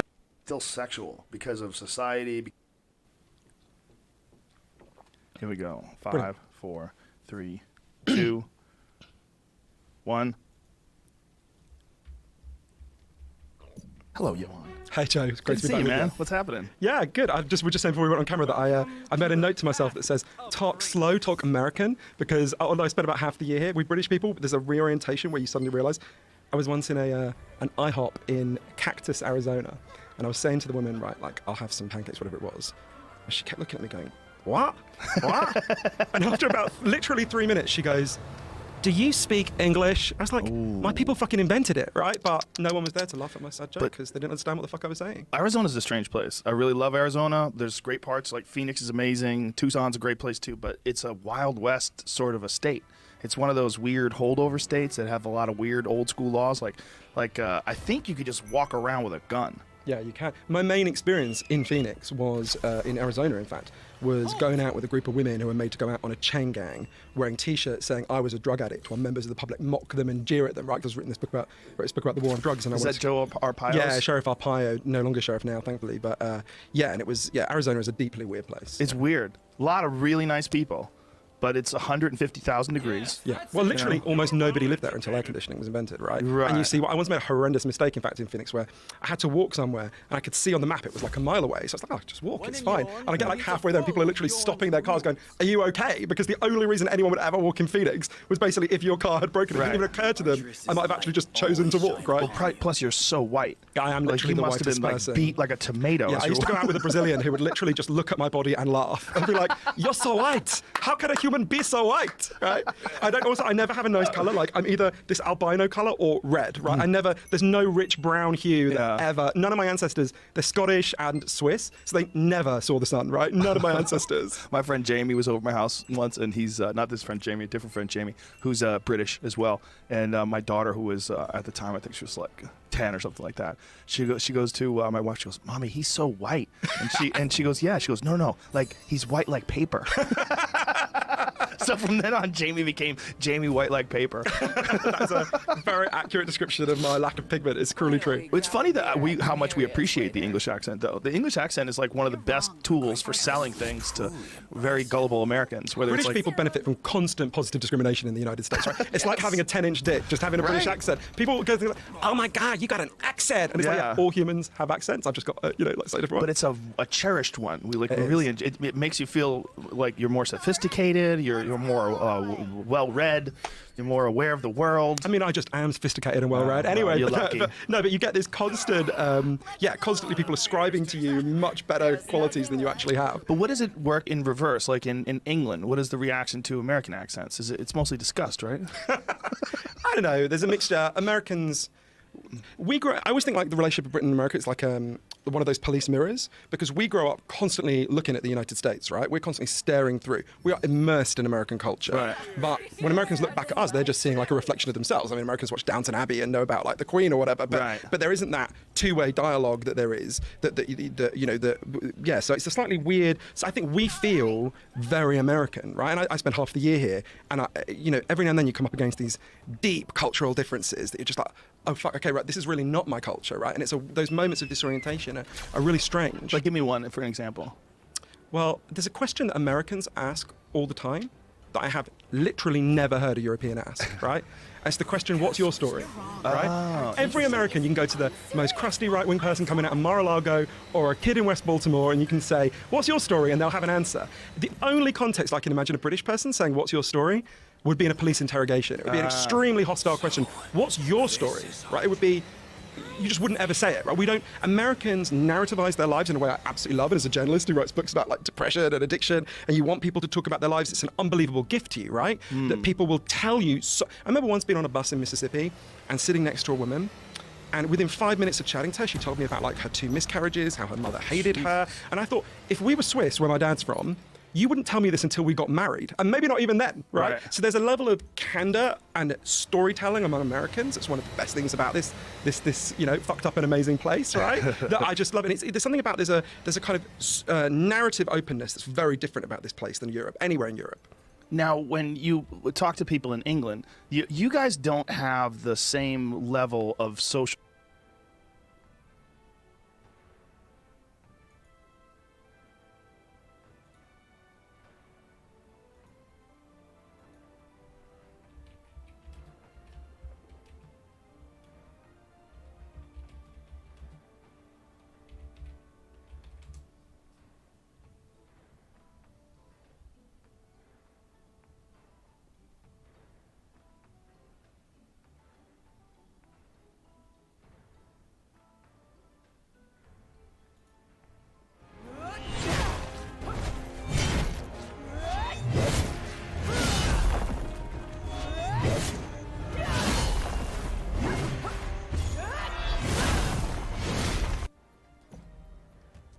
What's up, y'all? It's your boy Datmods. We're here with another Lost Ark guide. We're going to be going over Tier 2 gearing in Lost Ark today. So basically, once you hit item level 600, you'll be prompted with a quest to go to Yorn. So that's basically the end of T1 is when you get plus 15 on all your gear upgrades. And you got 600 item level, and you'll be prompted with the Yorn quest. You'll basically have to sail over here to Yorn. You'll complete your Yorn quest, and that'll get you ready for T2 content. While you're doing these Yorn quests, there's like dungeons in the area. Let me just click on them real quick. There's 2 dungeons. You get more materials if you do them both on normal and hard mode for crafting upgrades. And then later on, when you get 960 item level, which is still T2, you'll have 2 more dungeons. Do those both on normal and hard for more gear upgrade mats. What do you want? But anyways, once you finish Yorn, you have a decision to be made. You'll still be in your item level 600 gear. You can either do the least efficient route, which is doing your level 1 Yorn Chaos Dungeon will get you your base 802 set, or you could go into the auction house here, the marketplace, by pressing Alt-Y. You go to the auction house, right, and then you do this little search thing. You search for categories, all gear, and then you put the tier level to 2, and you click search. And this is like basically all your starter gear, and then you kind of just filter by weapon. Then you sort by cheapest price, and it's like super, super cheap. It's like 10 gold, right? And then like you just go all the way down, you buy every single one of these pieces. Then you sort by cheapest price. You search for categories, all gear. You could go into the auction house here, the marketplace, by pressing Alt-Y. You go to the auction house, right? And then you do this little search thing. You search for categories, all gear. And then you put the tier level to 2, and you click search. And this is like basically all your starter gear, and then you kind of just filter by weapon. Then you sort by cheapest price, and it's like super cheap. It's like 10 gold, right? And then like you just go all the way down, you buy every single one of these pieces of your gear, and that'll basically give you your 802 starting gear. So you got like your 802 starting gear, you'll place your item level 600 gear with the 802 gear. Now you could do the next step. Go over to your honing vendor, and you can transfer your 600 gear in your 802 gear, and it'll give you +1, so it'll raise the item level up a little bit. And before you do your daily chaos dungeon, right? So you're like, okay, it's time to go do your chaos dungeon to get more gear. You don't want to do that yet, because for tier 2, there's also a set of islands. I'll post this island guide down below in the comments section, but these are essentially your material islands for tier 2. Go and do these islands. It'll give you a bunch of rewards. It'll only take, you know, maybe an hour or two, and this should pretty comfortably get you into mid 900 item levels. And then once you do these island quests, and you do your Una dailies, which will also give you like new crafting materials, right? And then you just kind of do whatever you need. You might need life shards, you might need life leaf stones. You just do 3 of your Una dailies for materials. Then you will basically do the highest level chaos dungeon that you could do. And at that point, you should be able to do 920. So you'll, instead of getting like these blue accessories with less bona effects and less engravings, you'll get like higher tier jewelry from your first completion. Okay. And then once you do that, you can go and do some more gear upgrading if you want with those materials. If you continue to do your chaos dungeon after your 2-day cap, you come over here to the exchange vendor, and you could basically exchange these guardian stones for more stuff. Like right here, I'm going to do it right now. Kind of just like max it out. Oh look, now I got more upgrade mats. The next thing you want to do for your tier 2 content to get upgrades is you do your guardian raids. You'll start on tier 3. You'll eventually have to do like all these, right, in order to unlock tier 4. But yeah, basically just clear these dungeons and don't harvest the soul until you get to the highest item level that you're able to do. So if you're like, let's say hypothetically you're 920 item level, basically complete Dark Lego, Helgaia, and Calventus without harvesting, and then do this boss twice while harvesting, and that'll basically set up for doing the raid tier 4s. Okay, so that's the next thing you do. You can also do tower for your materials. You can do your cube, and then also you unlock boss rushing in tier 2. And you need entrance tokens for that, or tickets. You get the tickets by doing your chaos dungeons. Okay. And then another endgame activity for gearing up in tier 2 are basically your abyssal dungeons. You have to do it in tiers. I haven't done it yet. Actually, it's something I'll do today. But you do your 2 chaos or your 2 abyssal dungeons here. This will give you your first set item. It'll give you like 1 piece of gear and the materials to craft. And then you have these 2. Another way to get materials is they're the Bloodstone Exchange for your guild. So you just like come into this little area and burn.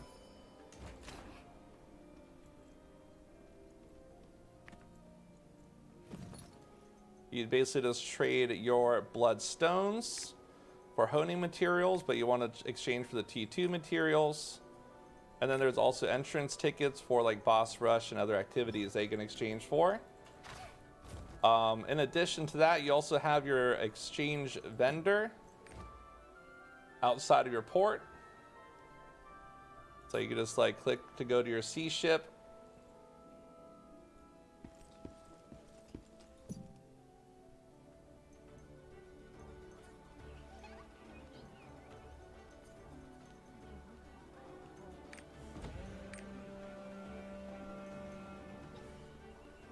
Right here, there's like people lined up to it, your upgrade mats, right, your normal stuff, and you could exchange pirate coins for upgrade materials. I already bought mine for the week. You know, I already bought my T1 and T2 ones, so we're done there.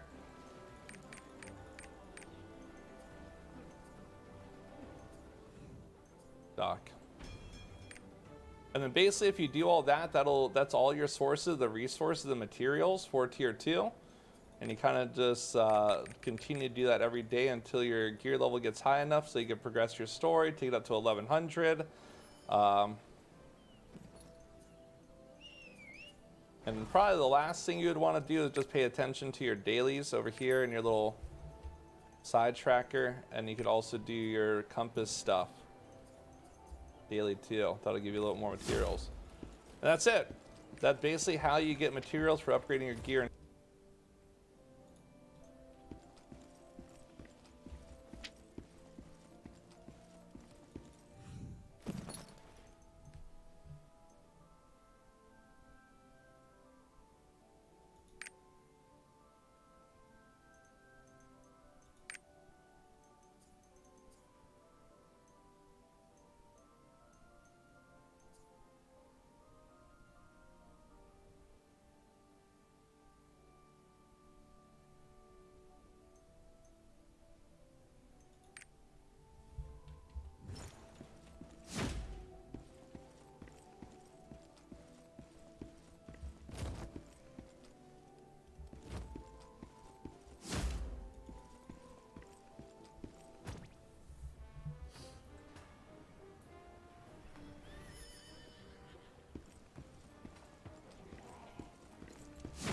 What do you want?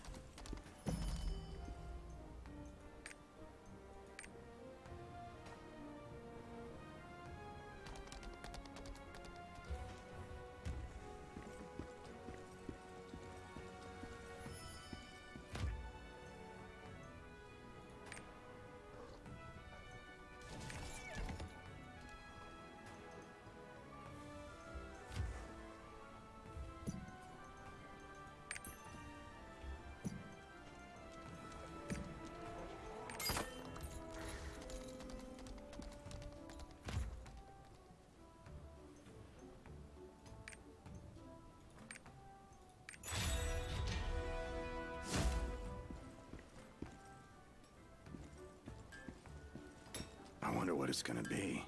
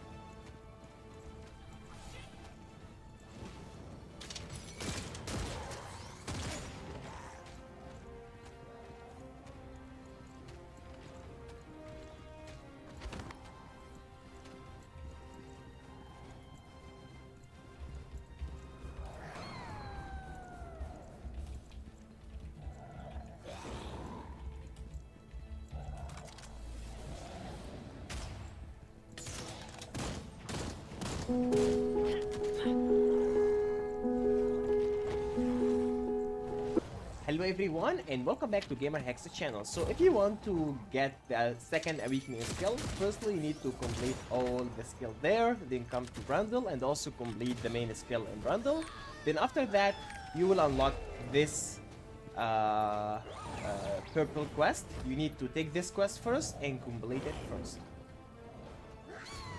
So guys, and after directly completing the first quest, you will notice that there is another purple quest will appear here. And if you take this quest, it has another journey name, which also you need to complete. Do this quest, the factory in the secret base, and when you come to here, you cannot see anything. That's because this is a dungeon, and you cannot unlock this dungeon unless you are go to this yellow one here. And take the quest from there, complete the quest, and after that you will get a ticket. And once you get this ticket, you will come to this area so you can enter the dungeon. Otherwise, you will not be able to enter the dungeon. So then for the third quest, guys, you can come to here. So you search these boxes. Here, there's also, of course, many other locations, but here we are talking the boxes. Then the final quest, guys, will be killing the Monastery here to kill 1,000. It's not really 1,000, but by killing some of the people here, you see anyone down.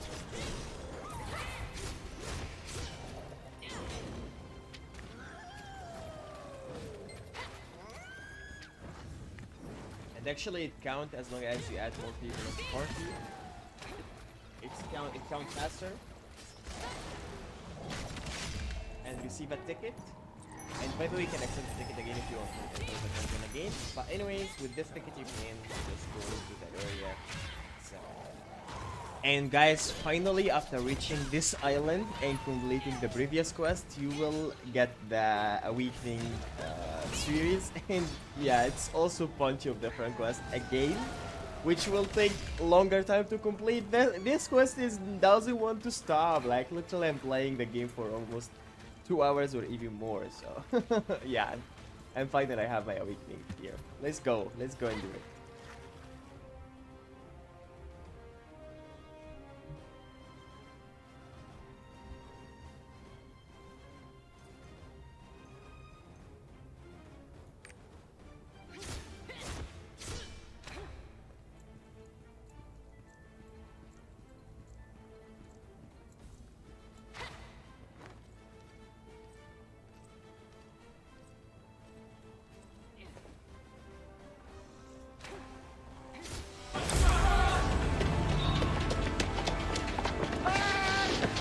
Now before we start, you can skip this if you like, but let's set up a macro to get us off of islands faster. To do this in game, open up the options menu and let's go to our community tab here. Next, in the phrase 1 text field here, let's type in /escape. Now the hotkeys to activate these macros are found under hotkey and then macros. So after completing the Rohendel storyline, we will receive a mail notification. Let's visit the postmaster here in Rohendel and accept his Purple Awakening quest.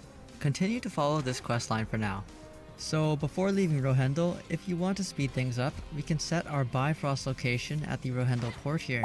Just note that we cannot set up another Bifrost under the same slot for 24 hours. We will be using our Song of Return in East Lutera later, by the way.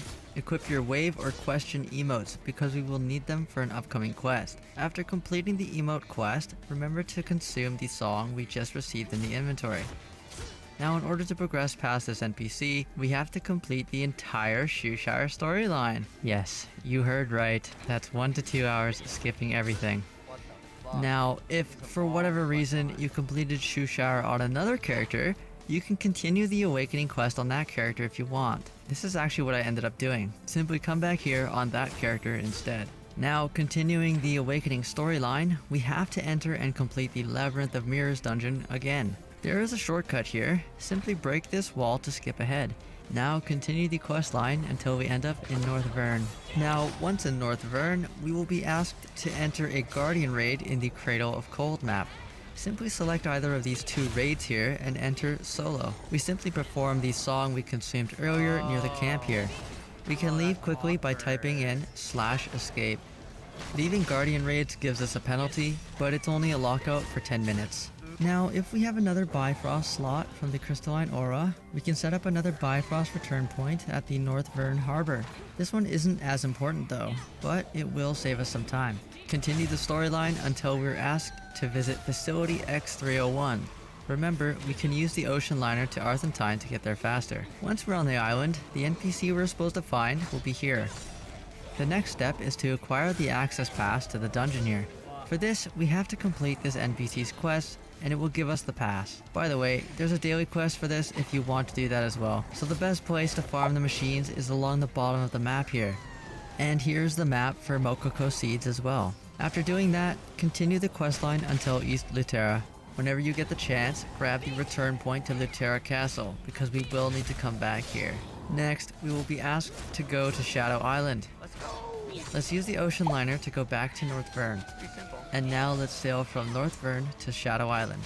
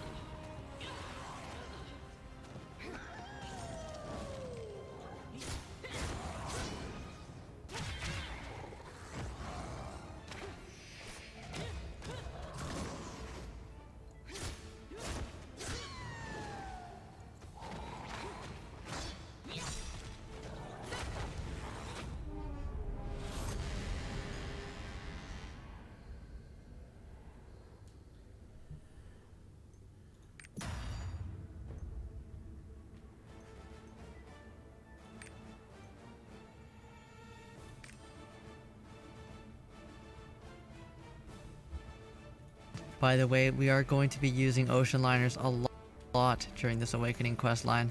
Inside the tower, we will be asked to defeat the demons on the upper floor. The demons are endless, so we can actually leave as soon as we acquire the quest item.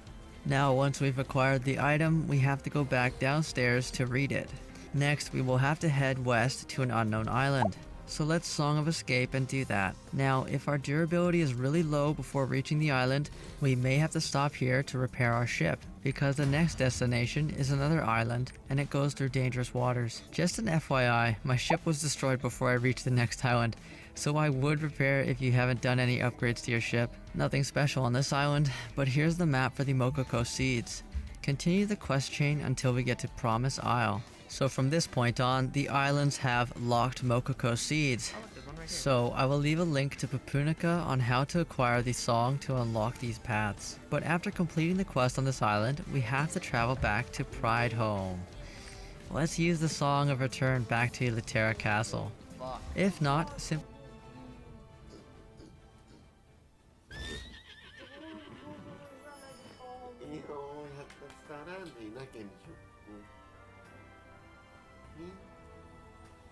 Levél 600-as lett a ruha, végre új kontinens lett a menni.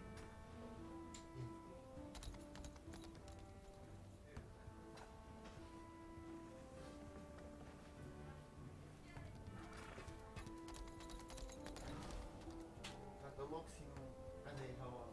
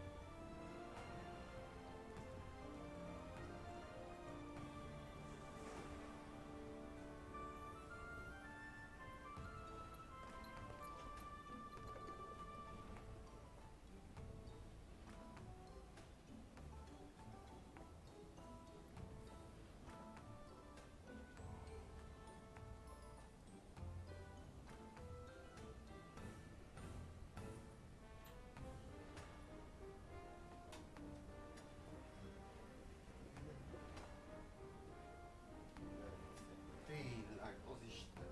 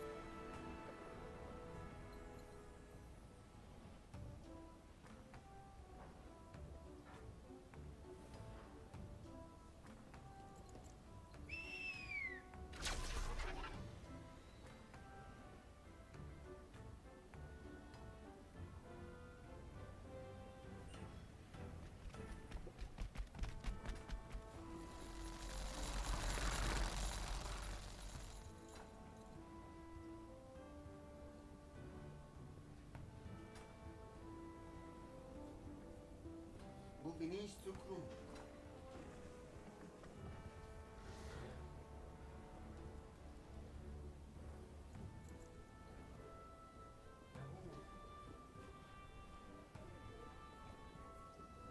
Lakatu lagon.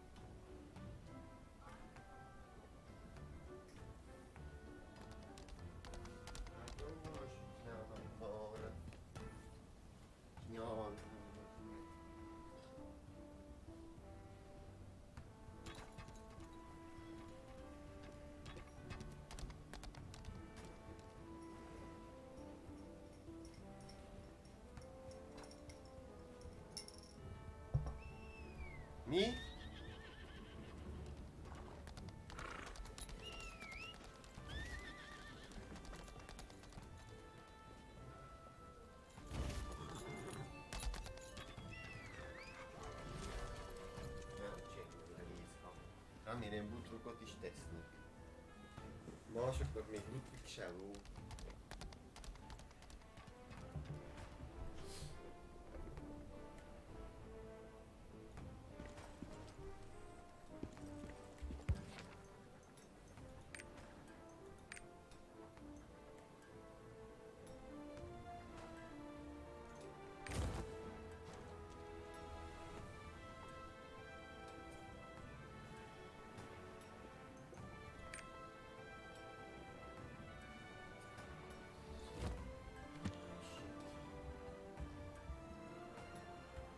Not social media, but of reality television. You have some, like Big Brother, but you don't have it to the extent that we have it here, right? Yeah, it hasn't. Well, I mean, your country has literally been taken over by reality television, right? We have a reality television president.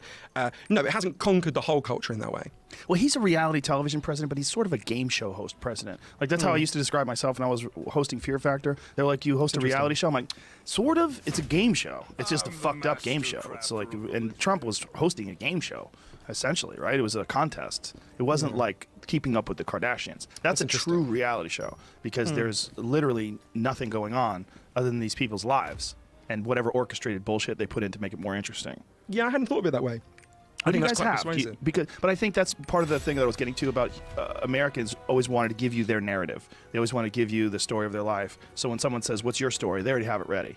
You know, because it's almost like we feel like we're in some sort of a small television show all the time or some sort of small production. It's like almost part of our who we are. Yeah, every American thinks they're the star of their own movie, right? And I forget who said this, but someone realized, you know, sometimes in life you realize you're just the extra, right?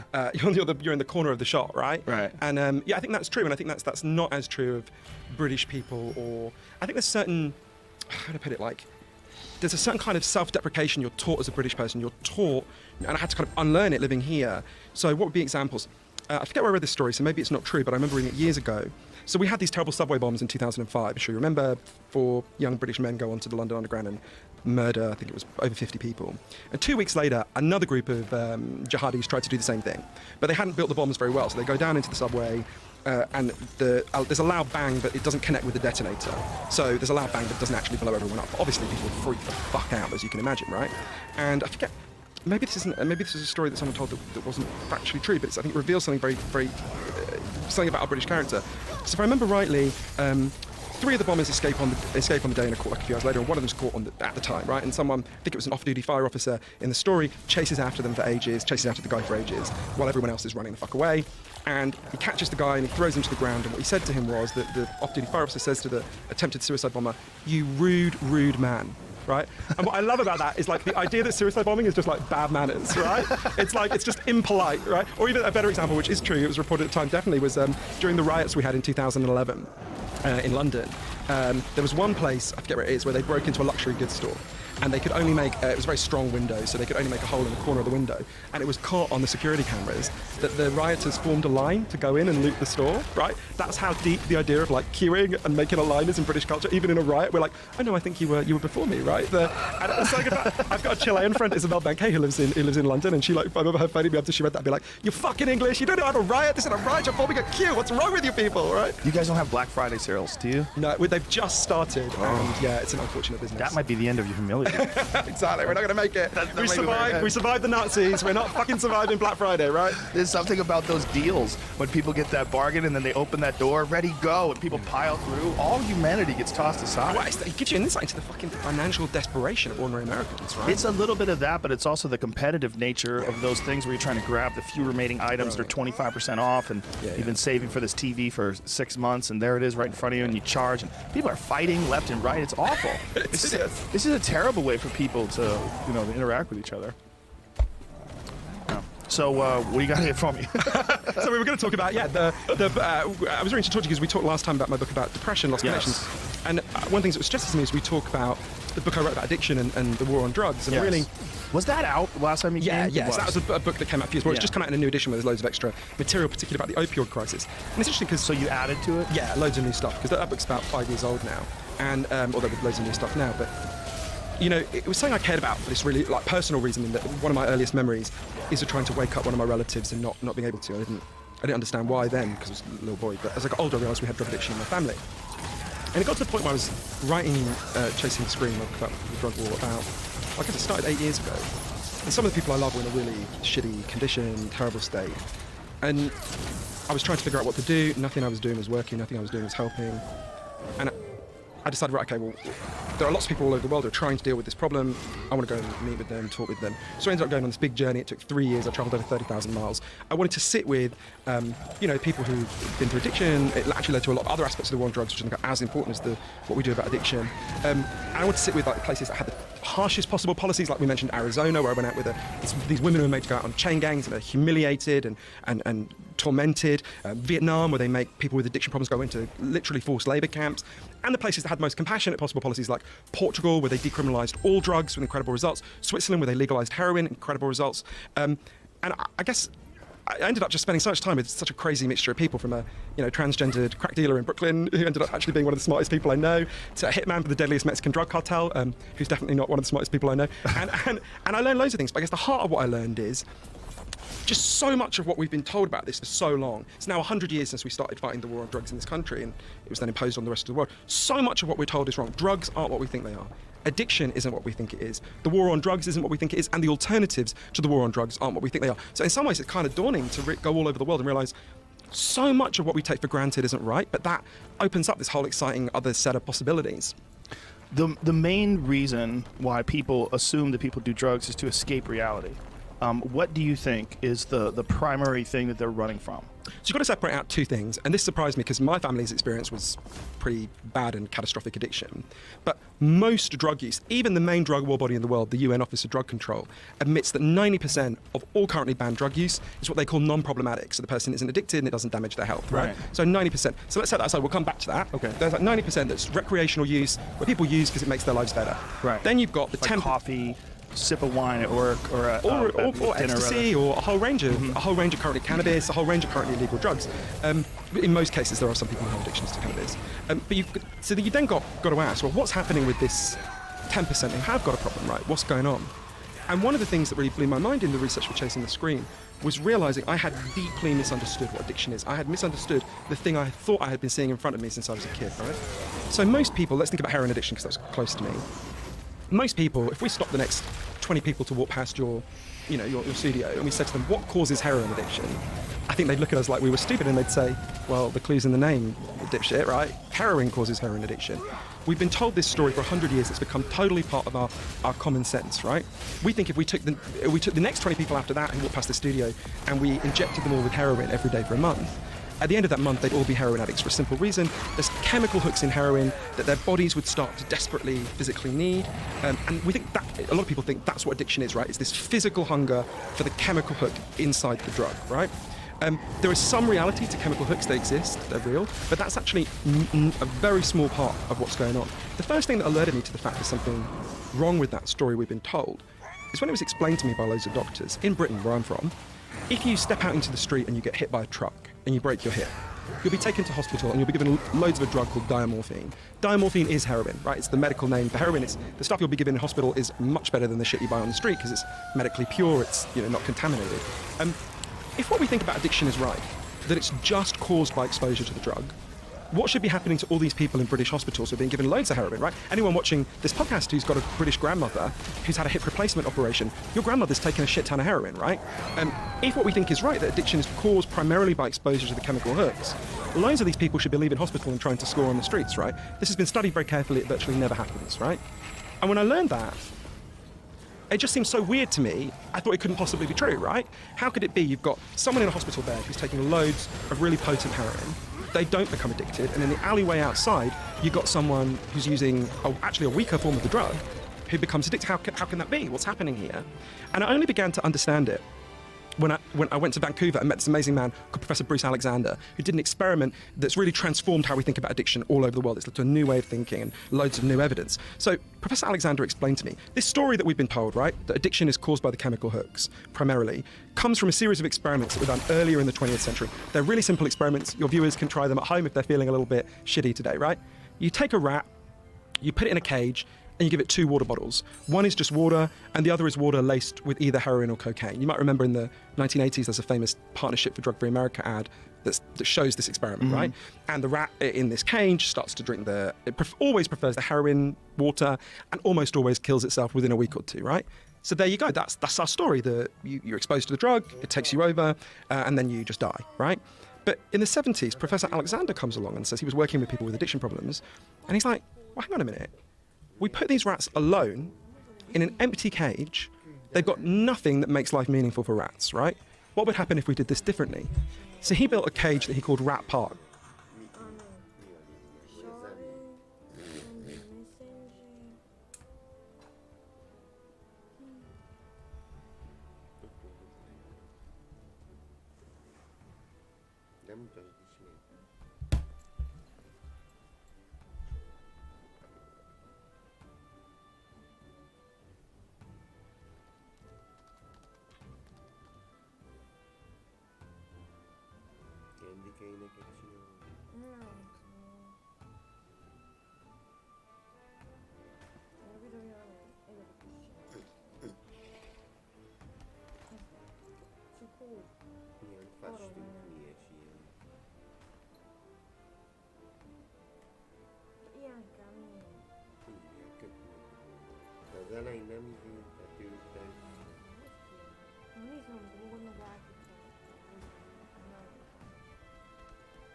Nem fogok reklámolni, ilyen szarságot nézni, még akkor is reklámolni. Mi a probléma? És kezdjük Ilyen van. Igen. Színezés. Ez mit csinál? Olyan, mint nincs. Ezek a fők, még kiöntik. Darabokra vágja, szépen. Szóró? Igen. Kézzel forgos. Az a keverés. Igen.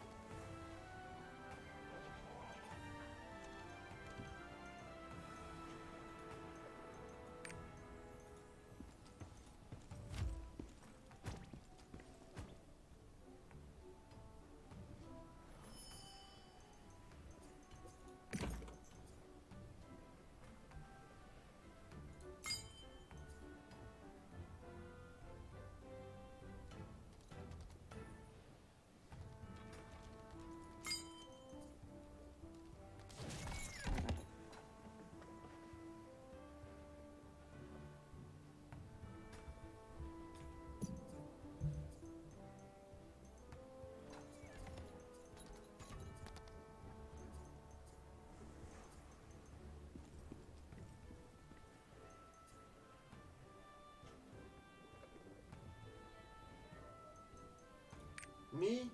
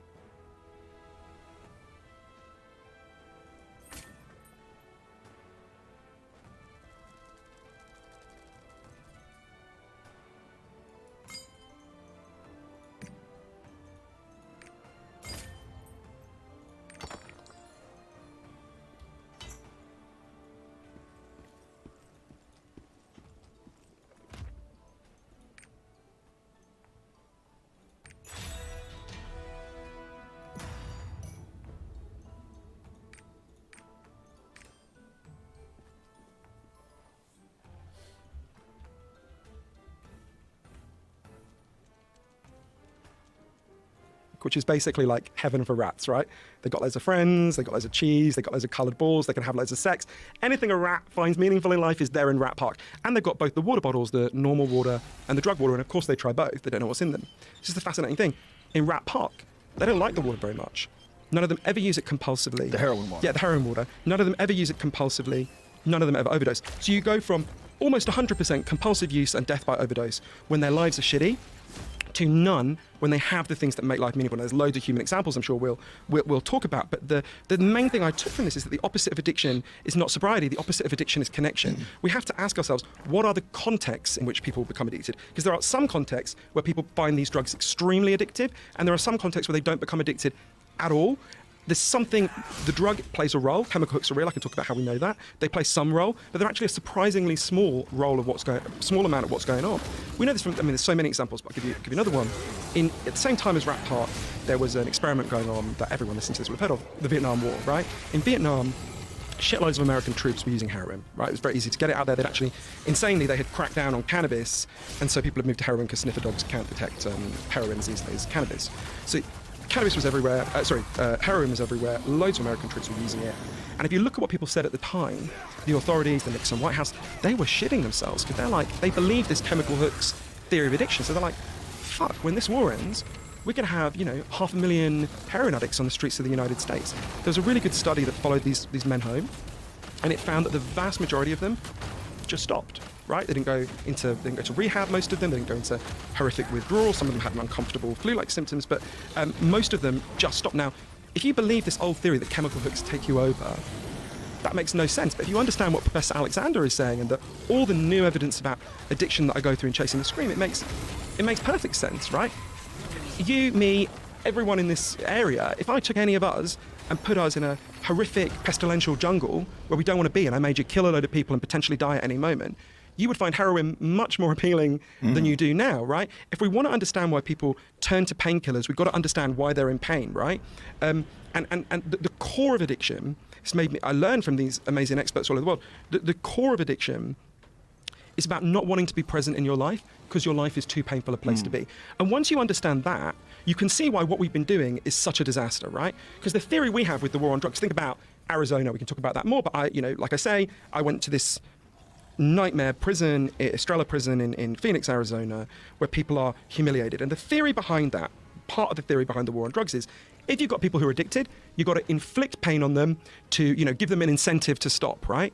But once you understand that pain is in fact the fuel of addiction, is in fact the primary cause of addiction, you can see why sometimes people say that doesn't work. Truth is much worse, right? That makes addiction worse. Those women I went out with and spent all that time with who were, humiliated. I remember in that prison, we come back from being on the chain gang where sometimes they have to dig graves. They weren't doing that the day I was there. They had to collect garbage one of the days I was there. But we come back, and normally with prisons, as a journalist, they don't want to show you anything, right? You have to kind of really finagle to get them to show you anything. In this prison, it's like a pantomime of cruelty. They want to show it to you. The whole point is to humiliate these people, right? So the women I'd been talking to and the men were really terrified of what they called the hole, right? It's the solitary block. And so I said to the guards, will you show me the hole? I was sure they'd say no. They're like, yeah, sure, come on, I'll show you. So we go around to the hole, and these women who put there for the most trivial infractions, like having a cigarette, it's literally a hole, right? It's like a concrete block. You're on your own. There's nothing in it. There's a tiny window where you can see sunlight. No TV, nothing. And I remember speaking to a woman who was in this and suddenly thinking, this is the closest you could get to an exact human recreation of the cages that guaranteed addiction in rats, right? And this is what we're doing, thinking it will stop these women being addicted. It's the system we've built. Dr. Gabor Mate, an amazing guy, said to me, if negative consequences stopped addiction, there wouldn't be a single addict in the world, right? What have people with addiction problems not suffered? What humiliation have they not endured? So we've got this, I think we've got to really shift our perspective on what addiction is, and there are places that have done this that have led to incredible results. I love that rat experiment one, because that had always been parroted as this is the proof positive that these drugs are so terrible for you. But once they figured out that if you take those rats and put them in a wonderful place and they don't have addiction, it really does make you step back and go, okay, what is exactly going on here? Obviously, there's chemical hooks. They are real. Like people that are on sustained, prolonged use of opiates, especially people with back injuries, have an incredibly difficult time kicking them. Even really positive people who don't necessarily have awful lives. But it's one of those things that gets in your head and then you sort of parrot it. You've heard it, you repeat it, But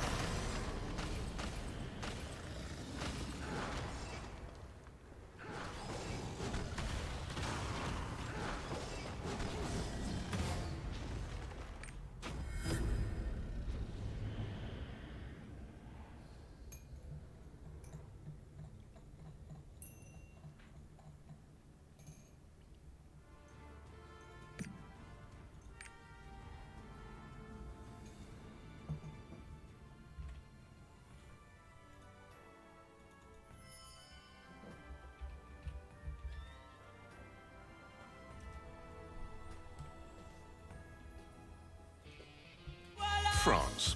We like their food, their wine, but French cars can be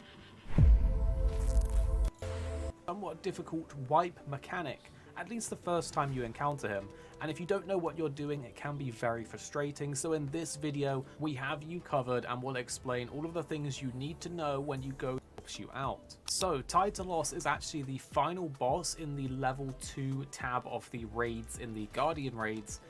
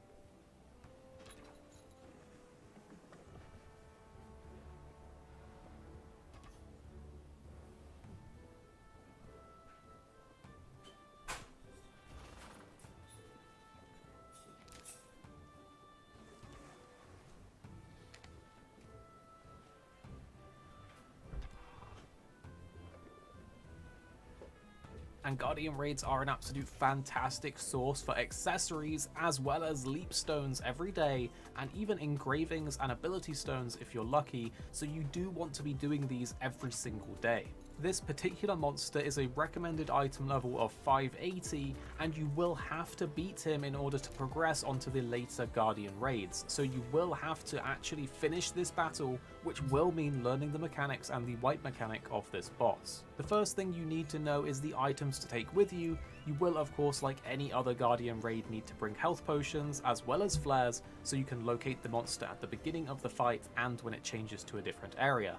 But for this particular Guardian Raid, it is also advised to bring the Panacea potions, as these will be absolutely vital if you mess up the wipe mechanic and could end up saving you, so bringing these potions is definitely recommended. Tytalos is also weak to the fire element, so if you have the capability to bring fire damaging moves or to tripod your skills in order to add a fire element, this will help you.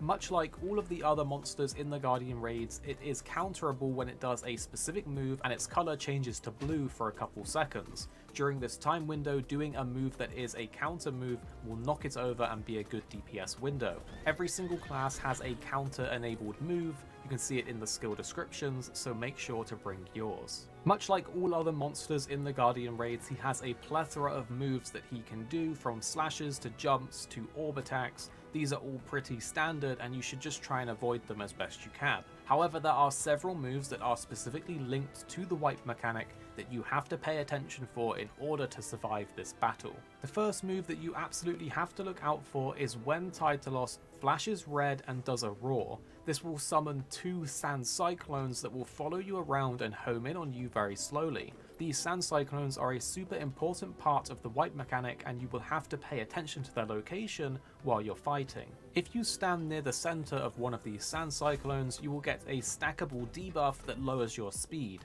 Once you reach 3 stacks, you will become petrified and become completely immune to all damage for 5 seconds. This is very important for later on. Do note that if you do get petrified, there is a 30-second debuff that you get afterwards that effectively means you cannot get the stacking debuff and therefore become petrified again for that 30-second period. This is very important because if you mess up the timing, you will need to use your Panacea potion as mentioned before in order to cleanse this 30-second debuff so that you can get petrified again. So next we have to talk about the wipe mechanic move where you make use of that petrification as mentioned before. When you see Tytalos standing still and charging with a red visual effect around him, this is the wipe move that will eventually let out a huge blast in all directions around him that will one-shot you if you are caught by it. The only way that you can actually survive this move while being near him is to make use of those sand cyclones mentioned before. When this happens, you need to immediately run or dash into the sand cyclones, accumulate all 3 stacks and become petrified in order to survive the blast. We advise that you try and keep 1 stack from the sand cyclone on you during this time period so that you only need to actually get 2 more by dashing into it, as sometimes you don't actually have enough time to build up all 3 stacks as he does the move. The whole fight becomes much easier when you know there's actually a tell relatively soon to when he's about to do his wipe move. Another type of attack that Tytalos will do is a sort of earthquake-like effect that will do a large AoE around him. This move is almost like a prerequisite for when he's about to do his wipe mechanic in the next 30 or 60 seconds. So when you see him do this earthquake move, you need to be on the ball and paying attention to the sand cyclone's location in order to quickly dash into them when he's about to do his wipe mechanic. By paying attention to the earthquake, you can estimate when the wipe move will come, and it will make it a lot easier to DPS outside of those windows of focus. So to recap, you want to look out for these sand cyclone moves, pay attention to when it's going to do an earthquake so that you know it's going to do the wipe AoE relatively soon. Once you see the wipe AoE, you want to dash into the sand cyclones, build up 3 stacks of the debuff in order to become petrified and become immune to the damage of the wipe. If you do get petrified too early, use the Panacea.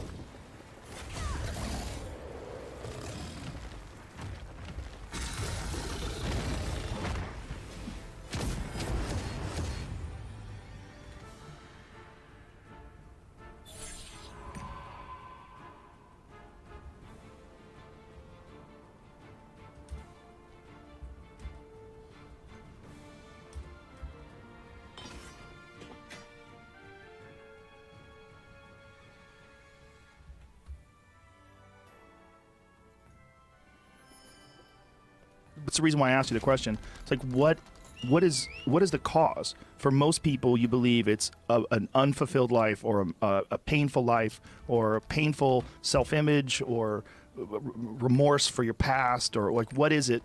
Do we have like primary reasons or primary attributes that we attach to these people that are drug addicted? Yeah, so this was what my more recent book, which is called Lost Connections, Uncovering the Real Causes of Depression and the Unexpected Solutions, is about. Because I think the core of addiction is about trying to deal with pain. Right.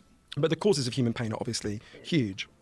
But what I learned is there's scientific evidence for 9 causes of kind of deep despair, right? Okay. Now, if you think about depression, and very similar factors play out with addiction, they're actually densely interconnected phenomena. But there are real biological factors, right? Your genes can make you more vulnerable to that, just like some people find it easier to put on weight than others.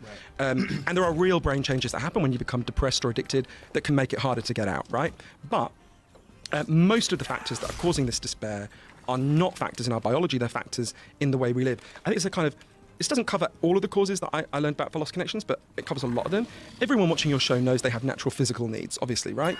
You need food, you need water, you need shelter, you need clean air. Exactly. If I took those things away from you, you'd be fucked really quickly, right? But there's equally strong evidence that all human beings have natural psychological needs, right?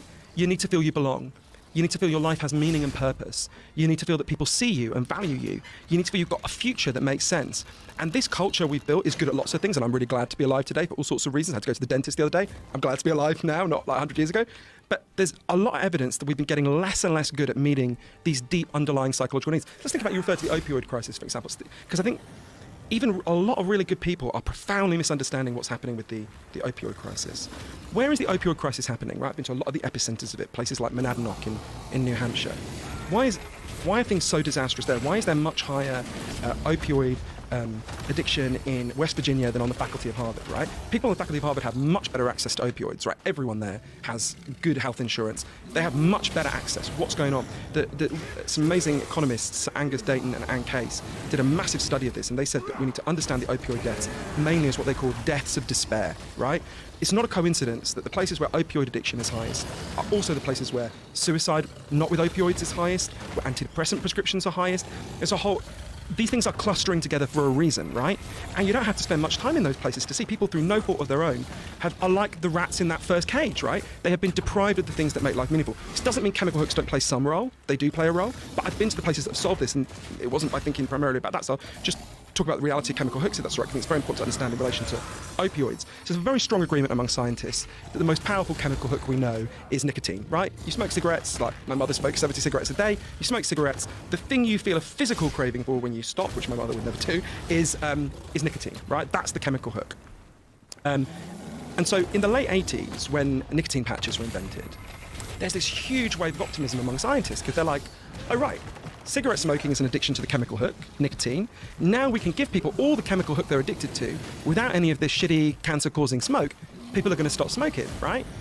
So nicotine patches are introduced, and the US Surgeon General's report a couple of years later finds highly motivated people using nicotine patches, 17% of them will stop smoking, right? Now, it's important to say that is not nothing, right? That means if you meet the chemical hook for people who are addicted to cigarettes, 17% of them will stop entirely. That's a big deal, right? That saved a huge number of people's lives.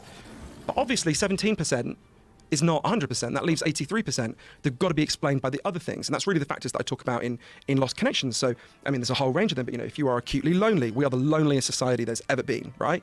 You are much more likely to be vulnerable to despair, depression, addiction. If you are controlled and humiliated at work, which most people now are to some degree, you're much more vulnerable to these things. There's a whole range. I go through 9 of these factors in the book. But to me, the most important thing in thinking about the opioid crisis, and I find it really frustrating that this is never discussed in the American debate, is I've been to the place that solved an opioid crisis, that had a disastrous opioid crisis and ended it, right? And they did something that's very different to what Americans are being urged to do.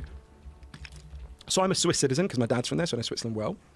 And by the time you get to the year 2000, Switzerland is having like an opioid nightmare, right? People can look up videos from the time, but people like Swiss people are obsessed with order. It's not a coincidence they invented clocks and all that shit, right? Like in their public parks, people like injecting in the neck, like nightmare scenes, right? That'd be bad anywhere, but to Swiss people, this is like their worst nightmare, right? And they try all sorts of things. They try the American way, arresting people, punishing people, shaming people, and it just keeps getting worse and worse. And then one day they get this incredible woman called Ruth Dreyfus, who I got to know later, who becomes the Minister of Health and then the president, the first ever female president of Switzerland. And she explains to people, I think the solution is to legalise heroin. And she said, I know that sounds really shocking, because when you hear the word legalisation, what you picture is anarchy and chaos. She said, what we have now is anarchy and chaos, right? We have unknown criminals selling unknown chemicals to unknown drug users, all in the dark, all filled with violence, disease, and chaos. Legalisation, she explained, is the way we restore order to this madness, right? So the way it works is, I spent a lot of time in these places, obviously maybe there's some really hardcore libertarians, but almost no one believes we should legalise heroin the way alcohol or cannabis are legal, right? No one thinks there should be a heroin aisle in CVS. That's not the plan, right? What I did in Switzerland is if you had a heroin problem, you were assigned to a clinic. I spent a lot of time in the one in Geneva.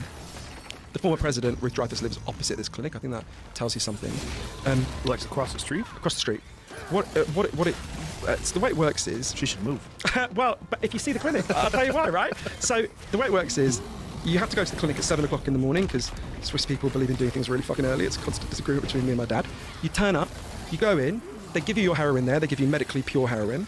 You can't take it out with you. You've got to use it there, partly because they don't want you to sell it on, but mainly because they want to monitor you to make sure you don't overdose. You use it there, and then you leave to go to your job because you're given loads of support to get housing, work, and therapy to figure out why you can't bear to be present in your life, right? So it's really important they give two things. It's important to bear in mind these two things because it's the opposite of what we're doing at the moment here.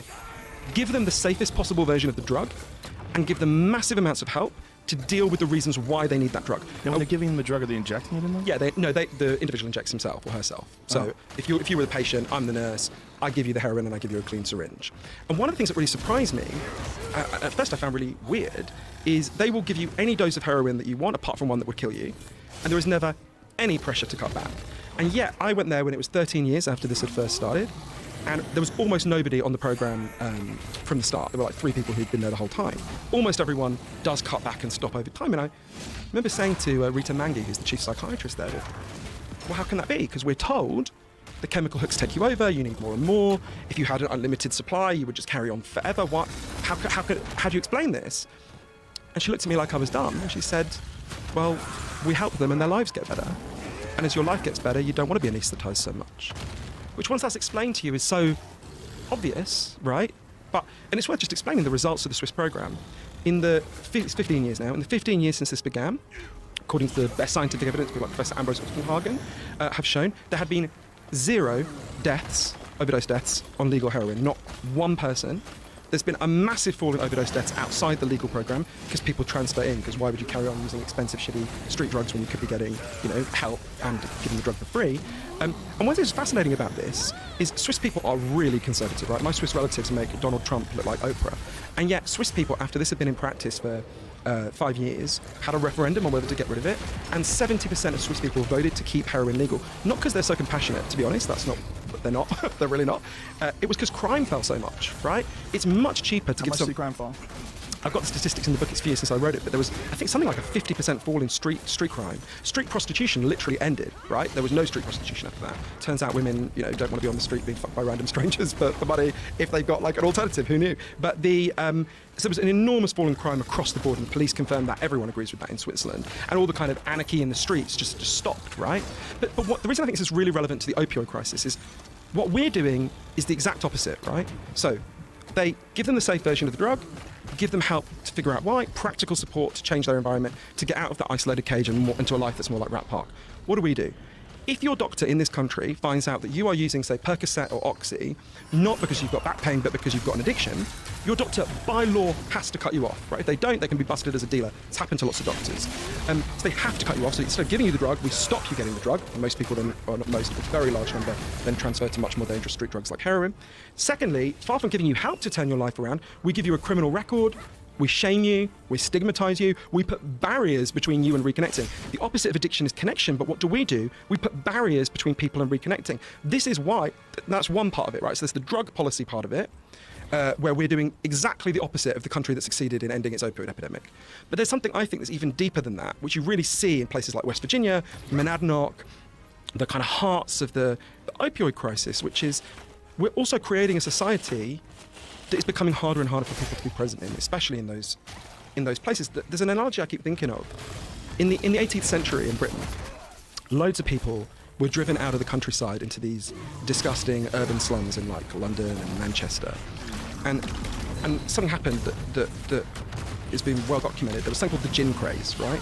Where basically shitloads of people just became alcoholics, drank gin until they died, right? There's a famous painting from the time called Gin Lane of a mother downing like a bottle of vodka while a baby like falls out the window, right? And things like that really were happening. You look at what people said at the time, very similar to what they're saying now. They said, look at this evil drug gin. Look what it's fucking done to us. If only we could get rid of this evil drug gin, this problem would go away, right?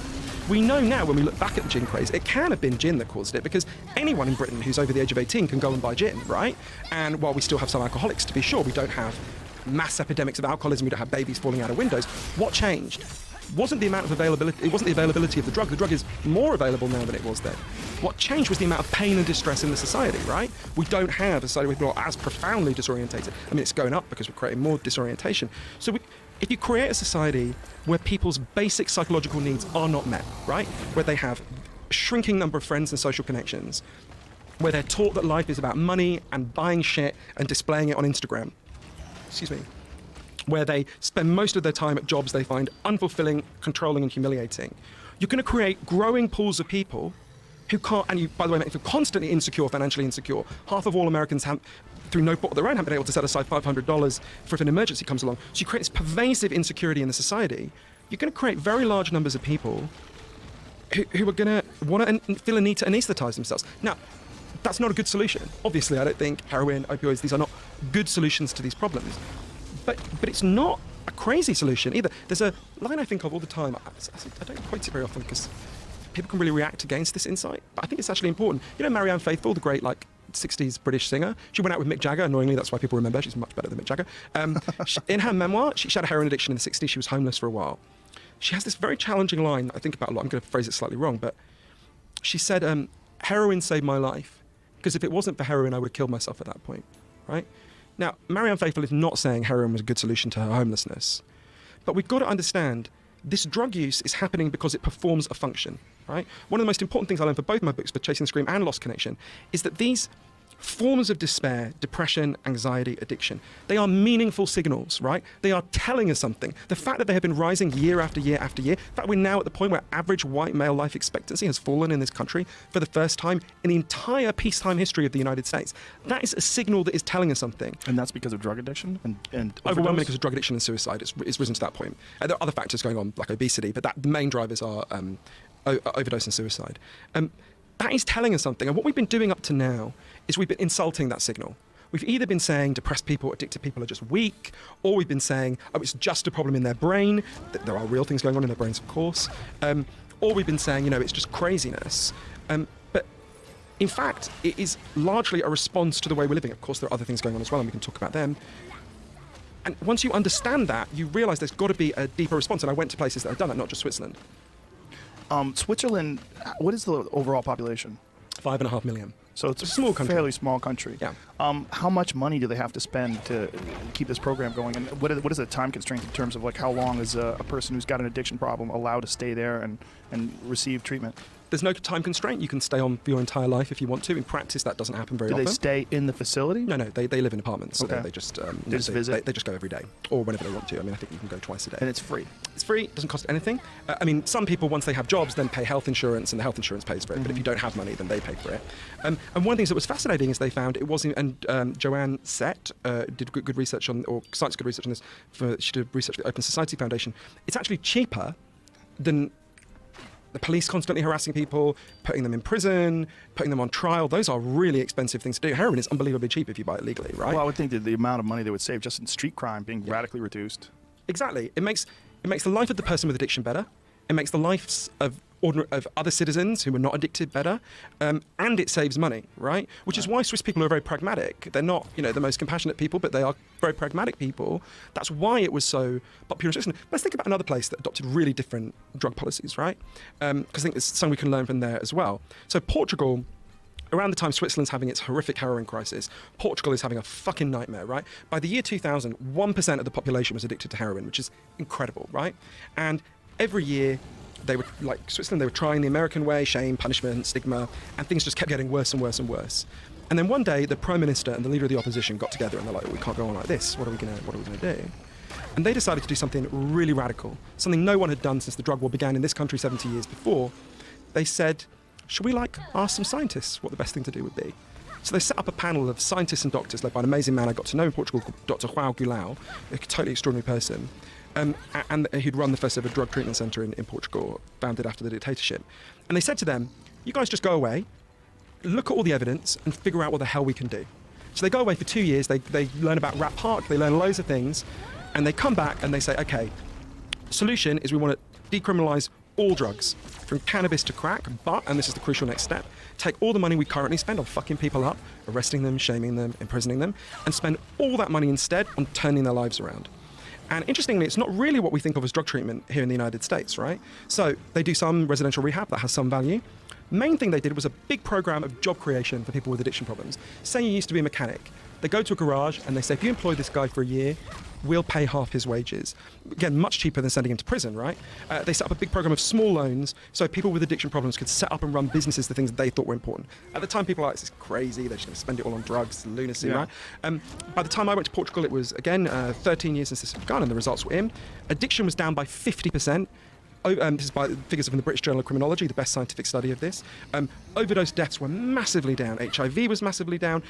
Every single indicator on problems related to drug use had fallen like a cliff, right? It wasn't perfect, they've still got problems, of course, but there was a massive improvement. And one of the reasons it worked so well is that virtually no one in Portugal wants to go back. I went and interviewed a great guy called João Figueira, who at the time of the decriminalisation was the top drug cop in the whole country. And he said what I'm sure loads of your listeners are thinking, right, at the time, which was like, if we decriminalise all drugs, we're going to have an explosion in drug use, we're going to have loads of kids using drugs, it's a nightmare, we can't do this. And when I went to see him, the audio's on the Chasing the Screen website, he said something like, everything I said would happen didn't happen, and everything the other side said would happen did. And he talked about how he felt really ashamed that he'd spent so many years prior to the decriminalisation screwing people's lives up when he could have been helping them turn their lives around. And this is something that I saw all over the world, right? The places that have drug policies based on shame and stigma and the fantasy that you can get rid of drug use, which you can never do, they have really terrible and rising problems. The places that have policies based on, okay, let's restore order to the market and let's give liberty to drug users and love and compassion and practical help for people with addiction problems, have declining drug problems, right? Again, not perfect, but it was such a significant improvement that support in Portugal, I mean, they've got 5 main political parties, none of them want to go back, right? That tells you something. Right. Yeah, now, when they did this in Switzerland, what was the primary cause for this drug addiction, and how did they deal with that? So if they dealt with it in Portugal with these loans and helping out businesses by paying for half the salary and all those things, like that seemed like wonderful ideas. What did they do in Switzerland to sort of mitigate whatever the issues were that were causing people to be drug addicts in the first place? So it's a combination. They gave people lots of therapy. So I remember one of the people I spent some time with in that clinic had been terribly sexually abused. There's a lot of evidence that giving survivors of sexual abuse safe places in which they can release their shame about that leads to a big fall in depression, addiction and other problems. There's a lot of evidence that that kind of abuse is a big driver of a lot of addiction for a lot of people, though clearly not everyone. Some of it was just there were people who had never been given a chance in life, or had never had stable lives. It was kind of a mixture of things. And one of the things that's really good about the Swiss system is it wasn't saying in this kind of cookie-cutter way that often happens in drug treatment in the United States, although there's plenty of good examples as well. You don't arrive and they say, this is your problem. We're here to tell you your problem and how to solve your problem. It's very much guided by actually the person themselves, right? People who are in deep pain, the core of it is you have to listen to them, right? If we think about this addiction, depression in the way that I'm arguing that we should see them as signals that are telling us something, the most important thing is to listen to the signal, right? I remember something I thought about a lot. I had this weird experience that I kept thinking about all the time I was writing my book, Lost Connections, about depression. And it was only quite late in the day that I realised why I kept thinking about it so much. I was in Vietnam about 5 years ago now, maybe a little bit less. And I did this really stupid thing. I was in Hanoi and I was really tired. I was doing research for a different book that I hadn't finished yet. And by the side of the road, I saw this big red apple, women selling it. And I'm shit at handling, so I paid like $5 for this apple or something. And I took it back to my hotel. I was so tired, I lay on the bed and I start eating it. It was just gross, right? There was something really, it's chemical taste. It was like how I imagined food would taste after a nuclear war when I used to watch those films in the 80s, right? But I was so tired, even though I knew it was wrong, I ate like half of it and threw it in the garbage. And next, like 4 days, I was just like violently sick, right? Like just in it, like something from The Exorcist, right? So I'm lying there in front of CNN and occasionally projectile vomiting. And it gets to like 4 days, but I'd had food poisoning before. I basically lived on fried chicken in my 20s, so I was not new to this rodeo. And after about 4 days, I said to Huang, my fixer and translator, who was arranging, I was there to interview survivors of the Vietnam War, for something. I'm like, look, I'm only here for another 3 days or whatever it was. I've got to go and meet these people, otherwise this whole trip will have been a waste of time. So he drives me like 6 or 7 hours into the countryside. And we get there and he's lined up these people for me to interview. And I'm like, oh my God, I don't feel so bad actually. I was sitting in this hut with this woman. It was an 86-year-old woman who was the only person from her village that survived the Vietnam War. So I'm talking to her. And as she's speaking, the room starts to... I've never had this feeling before. I've had a feeling when you're drunk, when you feel the rooms move. It literally felt like the room was moving around me. Like I didn't feel like I was disorientated. And then while she's talking, I just like explode all over her hut. This poor woman, no. right? From both ends, like fucking horror show, right? And so I say to Huang, just take me back, put me in the car, take me back to Hanoi, right? And this old woman's like saying something to him, and I'm just like lying there. And he says, she says, you've got to go to the hospital, you're really sick. And I'm like, no, I just need to go back to the hotel. And he said, Johan, this is the only woman who survived the Vietnam War in this village. I'm going to listen to her health advice over yours. We're going to the hospital.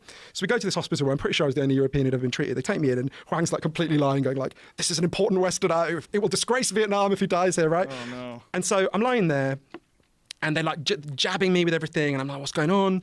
And they're asking me lots of questions, and I felt the most nauseous I've ever felt, right? And I kept saying to them, give me something for the nausea, through Huang, because they didn't speak in English. And the doctor said to me, you need your nausea, it will tell us what's wrong with you.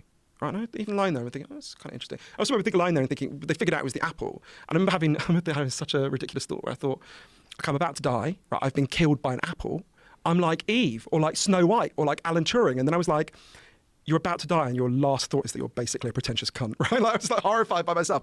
Anyway, they gave me this treatment, and a few days later when I leave, I'm talking to the doctor, and I was discussing various things with him. And I said to him, what would have happened if I had gone back to Hanoi, if he'd driven me back to Hanoi? And he said, oh, well, what happened is my kidneys had stopped working because I hadn't kept any water in for 4 days. So it was like I had been in the desert for 4 days. And the doctor said, oh, you would have died on the journey, you wouldn't have made it. And so I kept thinking about this experience, which weirdly didn't actually affect my worldview or anything. It's the closest I've ever had to a near-death experience. But all through researching my book about depression, lost connections, I kept thinking about this thing, right? You need your nausea, it will tell us what's wrong with you.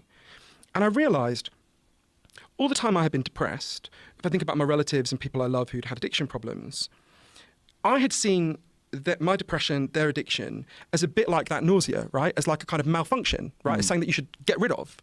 And actually, what we need to do is hear it, right? Because it will tell us what's wrong with us, right? It doesn't mean it's a good feeling. It's awful, right? Depression is the worst thing I've ever felt.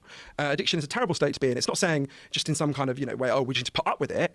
It's that if we hear the signal, we can begin to find solutions. And all the places I went, the places that have solved depression crises that I went to for lost connections, places that have solved addiction crises that I went to for chasing the scream, are places that have said, actually, this means something, right? Your pain makes sense. You feel these ways for reasons, and we need to get down into these deeper reasons, which is really not what we've done in the United States since the drug war began, a century ago. So did they figure out in Switzerland what was causing this rash of addiction? And just by treating, it seems like if there is some underlying condition that's causing this depression, that's leading people to drug addiction, just giving them free heroin is not going to fix the root cause. So how did they find out what the root cause was and why it was such an epidemic? You're totally right. So the heroin does two things. So partly, as you become addicted, you spiral into, for people who don't have huge private resources, some people do, right? As you become addicted, what happens to a lot of people is you spiral into chaotic street use, right? So for a lot of women, that means sex work. For a lot of men, that means property crime, right? Some men sex work as well, but mostly not. And so what happens is actually you become, you develop an addiction because you're dealing with this pain, but then you actually move into a much more chaotic way of living, right?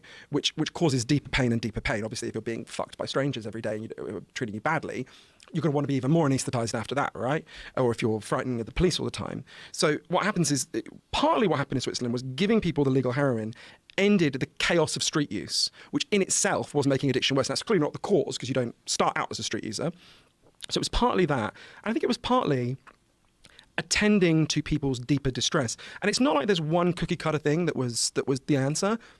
It was listening to different people at different stages and looking at, they'd had some problems with unemployment, but you don't want to overstate that. They'd have some problems with child abuse, you don't want to overstate that. It was more like a kind of menu of things, a more sophisticated menu of things.